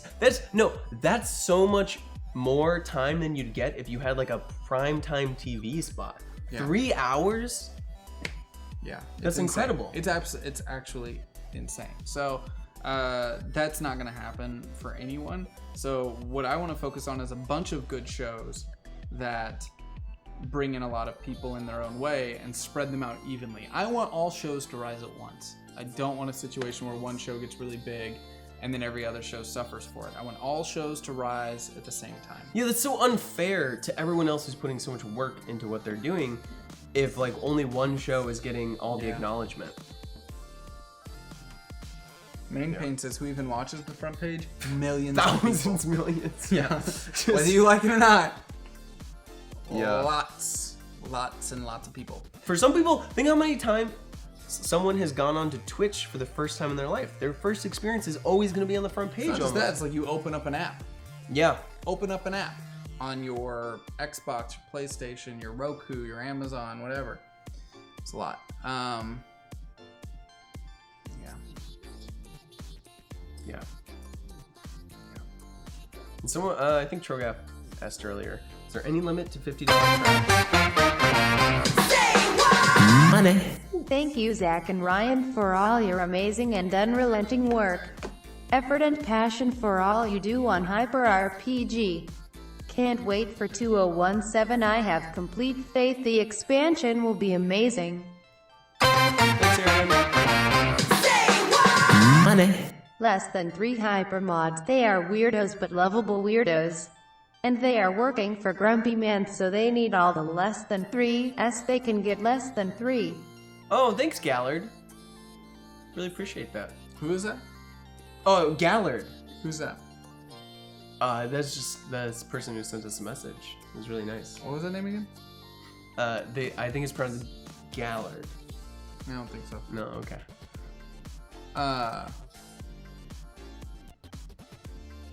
Yep, millions of people watch front page. Yep. Yeah, unfortunately, that is going to be the way that a lot of people discover channels on Twitch till something changes. Yeah, and whether we like it or not, it's just the way that it works right The now. way it is that the best way? I doubt it, but... So Paco wants to know what the Hyper RPG symbols mean, the bunny, the hearts, etc. Okay, so Hyper Rabbit Power Go is our full name. That's technically our name, Hyper Rabbit Power Go. We're a sister company to Harebrained Schemes, so we stuck with the rabbit theme. Yep. And the rabbit just is that. It's fast, it's unique, it's different, and that's just it. It's fairly simple to that. I like things that are a little absurd, and I wanted people to know that this was fun. So when you say something like Hyper Rabbit Power Go, it's definitely something that's like, that's weird, but fun. So you gotta wonder, why is Hyper Rabbit Power Go represented by a shark so often, though? do you wonder? I'm just saying, it's not like consistent. And then Hyper RPG, I mean, it's obviously a play on words too. We knew RPGs were going to be a large part of what we do, so Hyper RPG, you know, it's fun. Hyper RPG, Hyper Rabbit Power Go, it works. And rabbit's good branding. Not many people use it. Yeah. That's true. There aren't a lot of rabbits. Oh, there we go. Yep. I guess I should have known that this is going to be a shark attack. Yeah, I don't regret it. I don't regret it in the end. It's just all shark attacks now. Well, we you know, we almost got into the deep conversation. Now we're just in shark attacks. I mean, I'm so tired that I'm kind of like, fucking shit, man. That's cool. Shit. I'm tired too, and I had a day off. I wasn't even here on Monday. Yeah, I'm I know. already exhausted. Yeah, you go ahead and rub that in. Sorry. I haven't had a day off in 4 weeks. You gotta talk to your boss. Mm-hmm. He sounds pretty unreasonable. Yeah.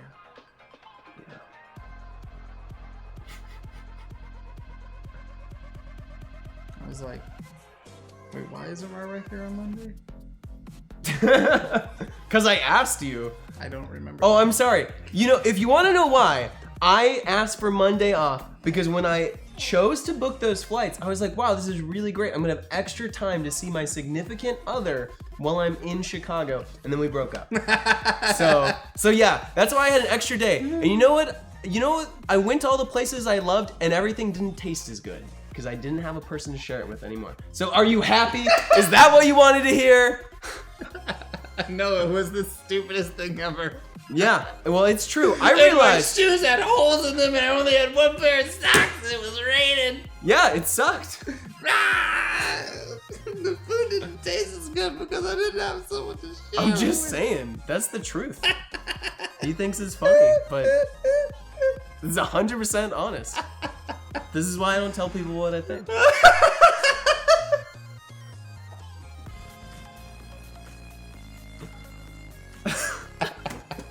I can only laugh right now so I don't cry as I'm just being openly laughed at for like revealing something that is personal and meaning to me.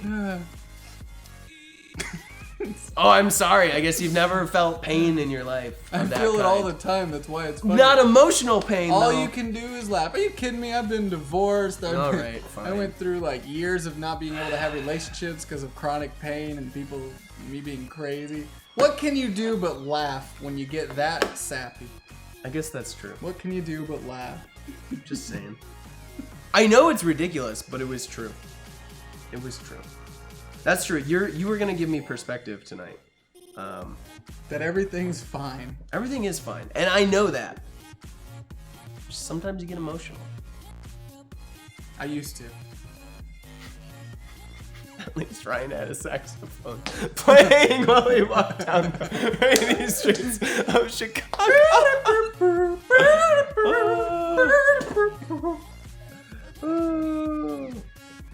All right, what was you were like, yeah, well, when I was 18, I got like kicked out of my home. I was like, okay, yeah, that's worse. Oh, but it was your whole. I went home. I didn't realize you'd never been away from home. Yeah, dude, this is my job. first time ever leaving my home. I get that it seems ridiculous, but it's a lot to process because I've always lived like an hour away from all the people I know. Like at max. Like my parents were only like an hour's drive out of Chicago. Yeah. So it's an adjustment. Even though I know lots of people have gone through that and dealt with that and it's a normal part of life, it's new to me.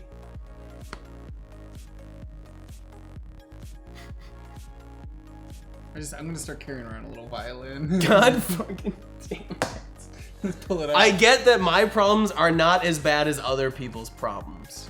And that's what the internet's for. And Give you perspective on that. I'm aware of that. There's gonna be people in this chat room be like, "Yo, dude, I can't walk." Look, there are people who can't walk. There are people who are getting their arms blown off for trying to stop a Or pipeline they'll be from like, being "I built. wish," or they're gonna make you feel bad when they're like, "I wish I had a girlfriend to break up with me." Someone will say that because I got that. Now someone's gonna say. I used to complain about my relationship stuff on Honesty Hour way back before I met Malika, and I literally would get a message to somebody be like, "I don't think what you're saying is very cool because I've never had a girlfriend in my life, and you complain about dating girls that don't work, and I've never been on a date." And I was like, "Thanks for the perspective. You are correct. That's pretty shitty." All right, so new theory. Maybe the reason I'm positive is because nothing bad ever happens to me. Well, now I'm gonna keep laughing. There you go. There you go. Fuck you. That must be it. Fuck That you. must be it. Things tasted bad when I wasn't with that person. Like, Yeah, that's fair. oh man. I regret admitting that, but I did. Man, it reminds me of when I was like 14. God damn it. I'd be like, "Oh, the girl finally talked to me. Now she won't talk to me anymore.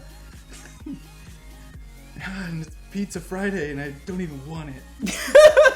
It's true. I was eating at like one of my favorite brunch spots. Eating a biscuit with gravy. Welcome to Honesty Hour, Ryry. Please come again. Yeah, you'll be fine. I'm just glad. Look, the last time I broke up with my significant other, I started doing things like riding my bike blacked out to other ex-girlfriends' houses. So that did happen. Wait! You're the dude in Modern Tragedy. Oh, That's you. I'm glad I never watched that movie. You're the guy. Modern Tragedy 2, starring Ryry. We just cast it. This is why you should never, ever let anyone into your personal life or be vulnerable, because they'll make you realize that you have no reason to do that. Yeah, I'm that guy. Yeah. I'm just glad that I was alive. Sub goal. God damn it. Luckily, I just woke up in someone else's bed, not because we had had sex, but because they were a responsible human being that realized that I was going through something. And what did you tell him? Like, I just got broken up with, so I came to the only person that would He understand. probably just said something about like, "No, I really love you though, and like now we can be together." This is probably what I said. Yeah. But she didn't. But she didn't fall for it. Fall for it, right? Fall blacked for it. out Ryry. And you know what? She's one of my best friends. And that's why, because you got to realize when you're being a little full of yourself, and you got to step back from it and be like, Yeah.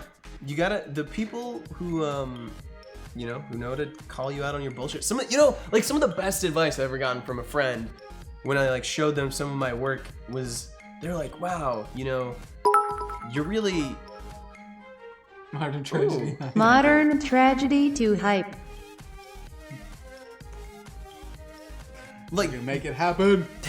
like the best stuff you're told like sometimes as a creative isn't like the positive stuff, which is essential. You need to hear it so that you like don't want to just stop completely. But like the best advice was like that I heard was like, "There's no heart in what you're writing. It's like you're trying to shred, but you haven't made like a, you know, it's not like a song. There's nothing to connect to. Like it's all focused on technique." And so you gotta have those people who will tell you things like that, like your story has no heart that you've been working on for months. That's great.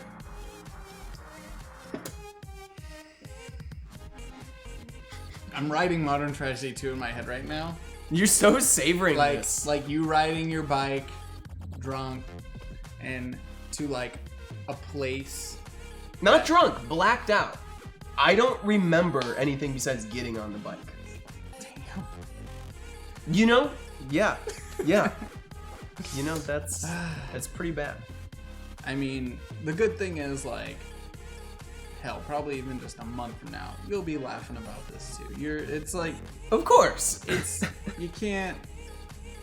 It's not the end of the world. Like, clearly I'm okay. I'm still going to work and functioning as a human being.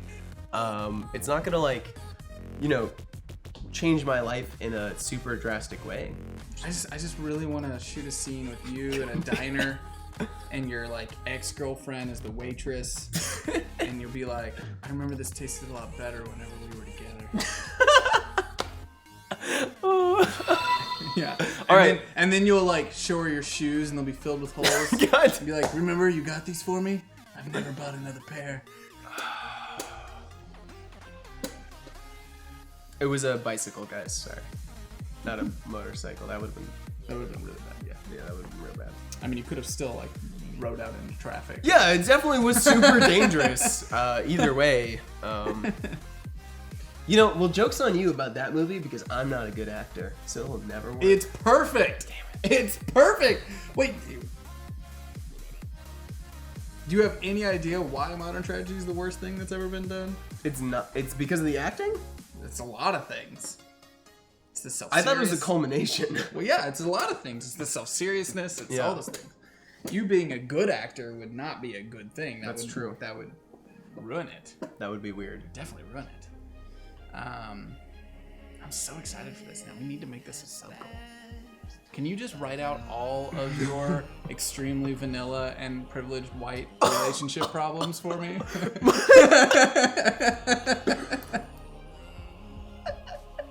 It's really tough when we both have like careers that are taking off and like they're not taking off in the same state. Perfect. That's got like romantic comedy Here, written man. all over it. Here, man. You want some comedy gold? You want some comedy gold? It's even funnier because I repeated this out loud to someone as well. I said, we took this road trip down the coast of the West Coast, and we were like hanging out at the ocean, and people kept, mistaking us. Really messing this up, honey. Tone it down, Zach. This is how workplace violence starts. Hashtag postal browns less than 3. Dude, you're gonna eat this up when I tell you. When these words come out of my mouth. All right. So we're like going down the coast, and people were mistaking us for honeymooners. And then I said, you know what? I think I mistook us for honeymooners too. Yeah. Let that soak in. And then I said that to another human being. It wasn't just a thought I had. So you were like having a moment? Yeah. Money. Modern Tragedy 2 Ryry Boogaloo. Yeah, and that was a serious thought. So you were like having a conversation with someone, and you actually were like looking at the ground, reminiscing. We went on this trip down the coast, and a couple people thought that we looked like honeymooners, and in that moment, I thought we looked like honeymooners too. Yeah, that's basically it. You are made for this part. This movie's writing itself. I'm sorry. Sometimes, yeah, apparently I do take myself a little seriously. We would have never known that after watching your film and listening to you talk about it. Yeah. I'm still proud of that film. Did we save the rec center? I've been journaling, so there's probably all sorts of crazy shit in there that would fill your movie. Journaling for the first time, though. It's been really good. It's like, Mom, those feel so delicious. Only because of all the hurt and pain I've been through in my life. And being surrounded by people who've had real pain. It hurts. Yeah. No, I am a big believer, though, in that, like, emotional pain and is all relative, and that everyone's pain is valid because it's all relative to how you interpret it. Some people have been through a lot, but that doesn't mean what they do or don't experience is any harder than someone who has or has not. Like, it's all relative, and how people Money. Ryry talking about his relationship problems reminds me of Airplane. Hashtag consensual internet thugs. No, just read Duck Dangerously's comment. Right, this is a way more sad version of Jessica Gordon-Levitt from 500 Days of Summer. Yeah. No, what I can't wait for, this is what I'm excited about. This is what I'm really excited about. Yeah. Hearing you say these things on Yeah, they exist forever Breaking now. Up. No. What I'm really excited about is when you fall in love with someone that you just met. I am going to like, I'm gonna have so much No, fun what? with that. What do you mean? Oh man, I'm just imagining how like the shit that's gonna come out of your mouth. Oh, it's gonna be glorious. Yeah. I can't wait. I'm a pretty cheesy person. Like, Yeah. At the end of the day. Oh, I know that. We all know that. Yeah. That's why I can't wait. I just can't If wait. only you knew the things. that I mean, I've I got a said. pretty good idea. Yeah. You're just gonna be one of these days. You're gonna meet a girl and you're gonna be in the other room telling Emily about it, and you're gonna hear from 2 rooms away me just losing my shit and just laughing so loud. Oh. I can't wait till Ryry finally finds someone new and then links them to this honesty Oh, hour. Yeah. Yeah, Malika watched Honesty Hour when we first met. Yikes. And that was she was actually talking about that tonight. Interesting. Is she still? So you're saying this could help me meet someone? It didn't help me meet her. It maybe scared her a little bit. Oh, okay. I was on the Loser Couch a lot. I mean, the first 3 months of Honesty Hour when I used to do it was me complaining about relationships and everything else. Oh, for sure. What was your main issue at that time? Dating in LA is really stupid. Yeah. Yeah, it's like a place where I had so many good friends, but dating there was just so dumb. From a standpoint of just like, it's just a really shallow thing. It was a really shallow thing. So you couldn't really connect with anyone there. Is that just because of like the way that everyone is pulled? Like, It's a very opportunistic yeah. area where it's, you know, like everyone's so worried about their careers. Loneliest city in the U.S. Yeah. Yeah, it's like people are super worried about their careers, not wanting to commit to anything because committing's a bad thing to do when they, you know, with those types of careers. It's just a weird place for dating. It's just a weird place for it. That being said, I met Malika, and Malika's amazing. And so, you know, it's not all bad. There's it's not like, all bad. But it was like really fucking stupid. Like some of the most shallow and stupid shit that I've ever encountered in my life. And I'd always heard people talk about how bad it was. And then the second I started trying to meet people, and I was like, oh fuck, this is terrible. Fuck this. It's like, this is stupid. So super flaky. Yeah, just a lot of things. It's like what it's like business relationships in a lot of ways. Great place for business and and being surrounded by people who work really, really hard. A lot of people treat their relationships that way. Like, what can I gain out of Like you? that's an What can I extension. get out of you? Yeah. And if I can't, why would I be with you? Kind of thing. That kind of stuff happened a lot. It was weird. That sounds It was weird. depressing. Yeah, it was. I was pretty depressed by it. But like I said, it's not all bad. I met Malika. She's pretty cool. She puts up with me, which is the qualifier there. Definitely. Puts up with me a little, sometimes. Maybe she puts up with a lot. I don't know. No, she doesn't put up with a lot either. She puts me in my place quite often. Oh, okay, good. All right. Well, that's better then. Yeah. Maybe I should have you go on. I have these 2 friends that do a dating advice show. Oh, yeah. Maybe I could set you Hook up it with up? that. Yeah. Yeah, I could use some advice. They'll tell me what not to say. Yeah. Oh, someone. Oh, cool, Hero and the Bird. I'm glad you felt welcome, because that's always our goal. Yeah, don't sweat it. Thanks for being part of Hyper RPG. Oh, yes, Shoeshine 2.9. I did see your question in the chat room. Good night, Trogath. So, Shushan's asking, like, when I felt like having relationships again after marriage, because it's so, emotionally draining and stuff like that after getting divorced. That's a really good question.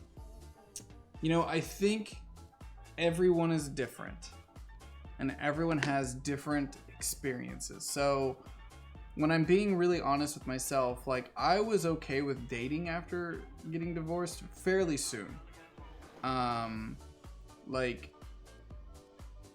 really soon, actually, because to me, though going through divorce was extremely hard, it was extremely great to go through it and get it over with, because that needed to happen. So getting out of it was a release. But being completely honest with myself, the trauma from having a failed marriage still affects me today. You know, like, it's still like... In what way? That just fear of marriage. Not fear of commitment. That's totally different. But you just don't... Yeah, it makes you not want to get married again. Kind of. And it's something, you know, Malika and I have talked about too, because, you know, I think to Malika, she, you know, she's just kind of like, oh, you don't, you know, she'll sometimes feel like I don't love her as much. And it's like, no, it's not that at all. It's just that after going through it and having that, like, experience, it makes me, like, just a little bit kind of, like, turned off by the entire process a little bit. Interesting. Is it the legal aspects of it? Is it the social aspects of it? A little bit of both. Mm-hmm. The pomp and circumstance of it all. The show. You know, and like, to me, it's more about like, hey, if you love someone, you're committed to them. You love them and you're committed to them.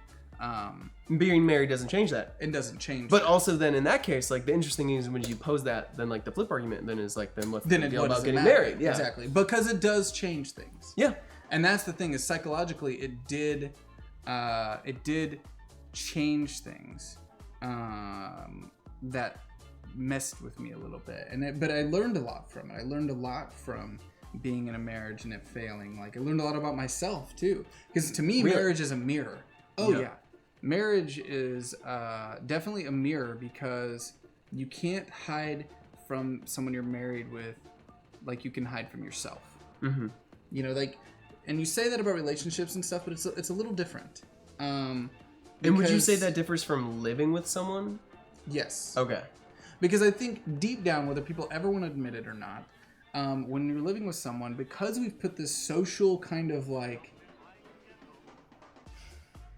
difference in marriage. Okay, so living with your partner still didn't feel the same as like being married to your partner. No, because people make it different. Okay. Because we as a society have made it different. Yeah. Because we, even though we could be living with someone, have told ourselves in the back of our minds, well, we're not married to this person yet, so there's still this idea in the back of their heads that, like, or they could change, or I could change, or I could have a different part of my life coming up, kind of thing. Less concrete. It's less concrete. Yeah. And there's something about once that paperwork is signed that it's kind of like, okay, you're locked in. You're obligated. You're obligated. And there was a lot of that, you were obligated. And it's not to say that I'm scared of that. It's that it changes the social kind of like, within the relationship, it changes things. From my experience, now everyone's is different. And this is part of why my marriage didn't work, is because it immediately, like a day later, it changed perceptions of how this is supposed to work. Me as a man and her as a woman, and how we were supposed to relate to each other, and how we were supposed to be able to work within a situation. Now I was supposed to provide this and she was supposed to provide that. Like, it was like all these like rules that were based around this idea of something that felt very archaic to me, that I didn't agree with at all.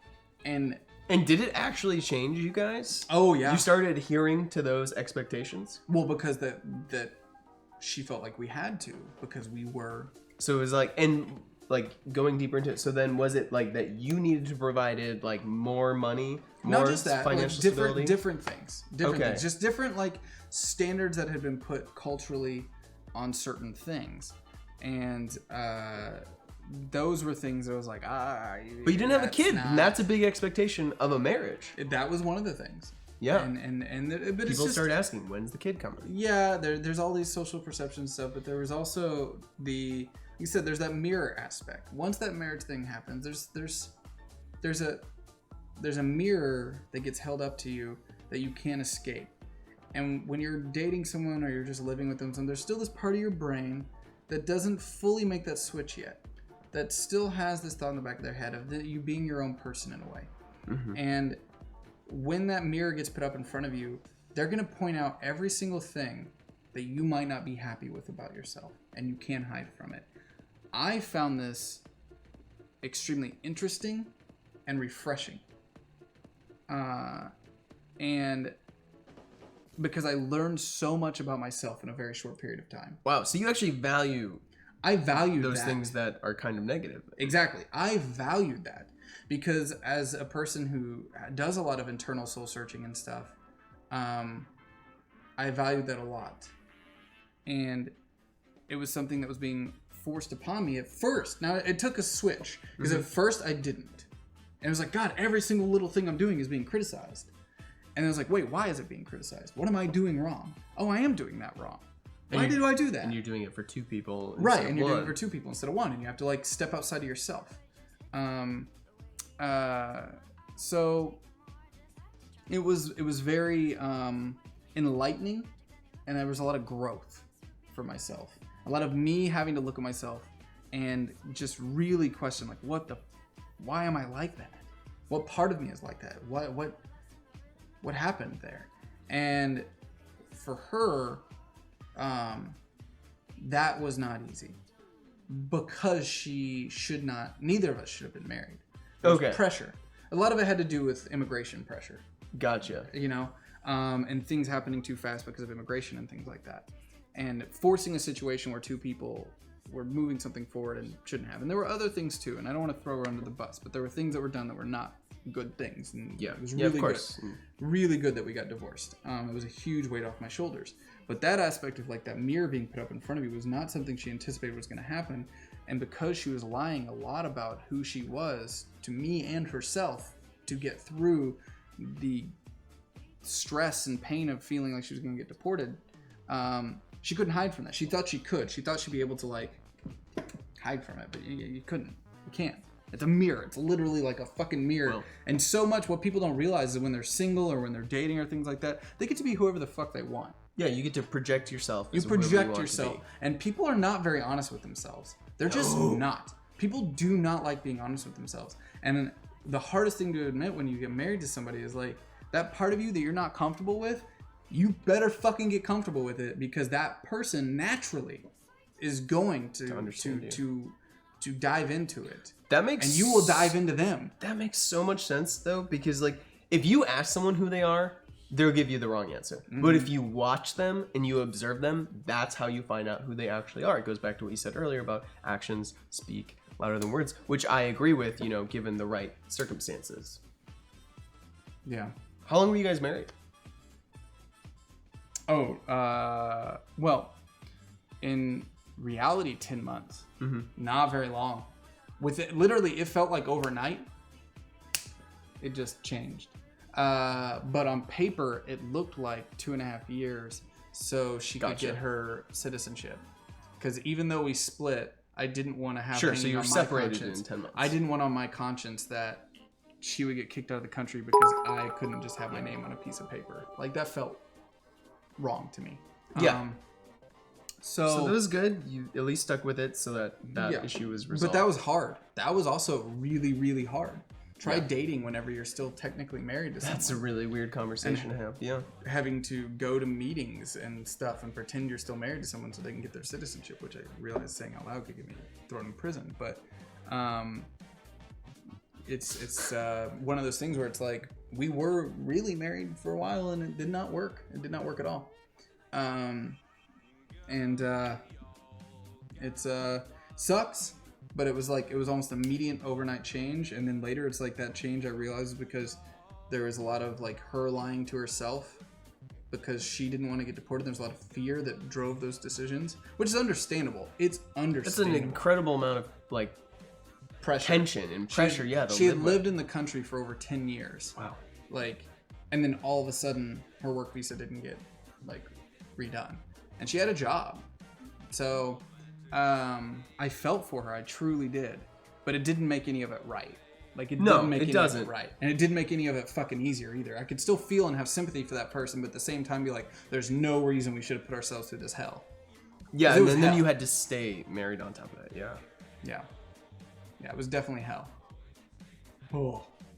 But I learned a lot about myself in that time frame. I grew more in those 10 months than I had grown in 10 years of adulthood. Or not even adulthood.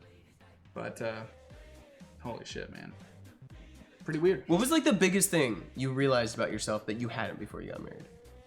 It's just like the way you handle things. Yeah. You know, the way you communicate with someone, the way you talk with someone, the way you might do certain things, the way you might defend yourself or your own biases or bullshit that you sell to yourself because you've convinced yourself that you always are this right way in an argument or something like that. And then you have to step in it and be like, wait, no, this keeps getting pointed up. This keeps getting brought up. Like, this is obviously maybe they have a point. I have a problem that needs to be fixed. And I have to really think about this about myself and accept that I am this kind of person, you know, like, and I feel like much older now and much more comfortable with who I am. And at that time, I was just having to come to terms with like all these different things and ways that I was like my father and like my, you know, certain aspects of myself that I didn't want to admit were real. And, you know, just like coming to terms with being an adult and who you really are. Yeah, realizing you're like your parents definitely sucks. It's going to happen to everyone. It definitely has happened to me. It happens to everyone.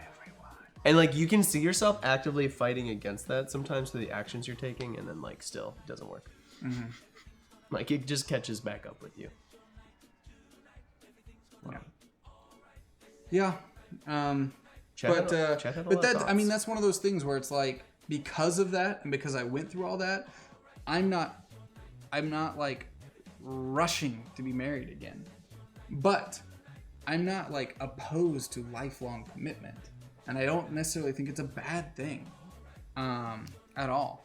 So yeah, it's and it's something Malik and I talk about all the time because Malik and I are very in love with each other and want to spend the rest of our lives with each other. And you know, it sucks because I know it hurts her because she thinks me not wanting to be married has something to do with her, but it doesn't. It has nothing to do with her at all. And it's hard though. It's hard to not like take that as like, well, like, is that a commitment thing? No, I know. What? I get it. Yeah. Like, I get that it's like, I understand completely why someone's gonna be sad from that. It's just a hard thing to explain. It's like, God, it's so hard if you haven't been through it. Why you're just naturally a little bit kind of like, It's like PTSD in a way, you know. Yeah. It's a little bit like PTSD, and even though it can be with a completely different person, you know. No, you definitely carry that stuff with you. I mean, you carry it with I think all your relationships in one way or another, you carry with you a little bit. You learn from them. So oh, you carry everything. Every relationship you've ever had, you carry it. You're just a collection of history, basically. That's all we are, really. That's all we are. Oh. But, you know, one day you too will be an adult and you won't say things that are the cheesiest shit I've heard since, like, Lifetime God television. damn it. I thought I was getting closer to being an adult. But I'm close. Just a Lifetime movie character that escaped from the set. Fuck! In so many ways, yeah. Oh, man. Yeah, it's, I mean, how old are you again? 25. Yeah. See, 25 was how old I was when I got married. Yeah, that makes sense. I grew so much that year. So much. Yeah. I don't think I'll be getting married at 25. Yeah. Failure, to me, I've learned way more from my failures in life than I ever have my successes, though. Oh, absolutely. I think 100%, like, you don't... Every failure, like, because you carry it with you. You obsess over it more. You think about it more, so you learn from it. And you think more. about, how do I avoid that? Again, it goes back to something I said earlier, where it's like, the best advice I got is not like the stuff where it's like, keep going, you're doing great. It's like the thing they point out that sticks with you, and you're like, I'm going to avoid that again. Like, I'm going to avoid writing a story that doesn't have heart. You know? It goes back to that kind of advice. Damn it. Right, damn kids. I'm 32. So, Ryry can look forward to. I don't think I'm gonna be like you when I'm 32. No, I was way more cynical at 25 than you are. I was still a cynical fucker. I still had a chronic pain disease, and I was still like, fuck everything. Yeah. Yeah. Oh, well. You guys are so nice in chat, though. Chat will be all the thumpers. Everybody will be more willing to not openly mock me, which I appreciate. That stuff is valuable, even though I won't obsess over it the way that this moment I'll always obsess over. You're like, wow, now I gotta think about every time I talk that like people are secretly laughing at me. Well, I'm not gonna lie to you. Well, I'm glad that it's not gonna be a secret laugh. Yeah, that's true. I know. I agree. That's what we're here for. That's what we're here for, Ryry, is to keep you humble. Yeah. And and to giggle. Because I mean that's the thing though. It's like all you can. I know it's so melodramatic. all you can do is laugh. I know. Come on. All you can do is fucking laugh. You can't help but be a little melodramatic after a break. Yes, this is true. I respect you way too much to ever secretly laugh at you. Thank you. That means a lot. That is important. Yeah. I do not like that. Yeah. I respect you enough to laugh to your face. It's actually kind of a nice touching moment. Yeah. You can put that in Modern Tragedy too. That'd be a good one. Able to legally drink when Ryry was born. Wow. Yeah, my parents too. That's probably part of the problem. All right. Well, it is 12. Yeah. And I'm We did it. tired. We and made it. Malika's not feeling well, and I want to go home and act like I'm going to take care of her, but then she'll end up taking care of me because that's what always happens. She's just way too. She's a caregiver in so many ways. I've seen. I lived with you guys for months. Yeah. Yeah, she's a caregiver. Yeah. She wouldn't laugh at you. I don't know. Actually, that's she depressing. might. Then we're not good enough friends yet. No, just she's not like me. She's not gonna Coddle you. Yeah. Yeah, there she is. She's okay. Okay, I got it. She's got kaiju. What she's saying, she's like, I got kaiju. Oh, I see. She doesn't need me. She's got kaiju. I got kaiju. That's what she's telling me. But she tells me frequently. Sometimes she'll say stuff like, I love you so much. You're the person that I love the most. And I'll be like, are you implying that you love kaiju more? And she's like, I love kaiju the most out of dogs. I think it has to be true, right? If you love a thing that shits everywhere, not forever, but if you love this thing that's gonna shit and piss and chew on things for a large portion of its life, you gotta really love that thing to not strangle it. It's like kids, right? Mm-hmm. Yeah. Yeah. Yeah. That's what kids are like, apparently. Apparently. Yeah. Not that you would. It's so interesting. I wonder if someone who's been married with kids now is having the same thoughts about you as that you're having about me. Is there this big chain of people being like, oh, you don't even know? You guys tell us. All right, so it looks like, guys, is Liz still streaming? Let's find her. Is she? Do you know her Twitch handle? I should. Lizzie the Bold. Yes, she is. Oh. Guys, we are rating Lizzie the Bold. Lizzie the Bold. You're gonna flood her chat room with love and appreciation. You're gonna do it right now. She's playing Resident Evil. Oh my God, she's playing Resident Evil. I love that game. All right, guys, we're gonna go raid Lizzie the Bold. Get ready. Put that command in chat. Put that command in chat. Charge up those raid cannons. We've never, no, we're raiding Liz. We've never raided Lizzie before. All right, are you guys ready? Get those raid cannons ready. Heck yeah. Those raid cannons ready. Boom, No, boom, I boom. see them. They're lighting Boom, up. boom, boom. Boom, boom, boom. What's the raid protocol? Go get that command, Paco. Get that command. All right. Let me get the host command ready. And are you guys ready? All right. And 3, 2, 1.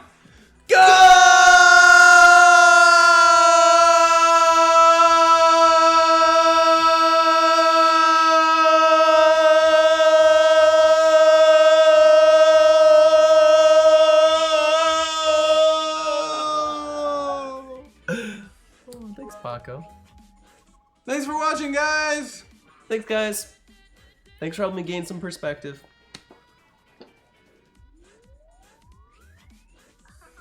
Please remember to edit that one part about your marriage time before you post this on YouTube.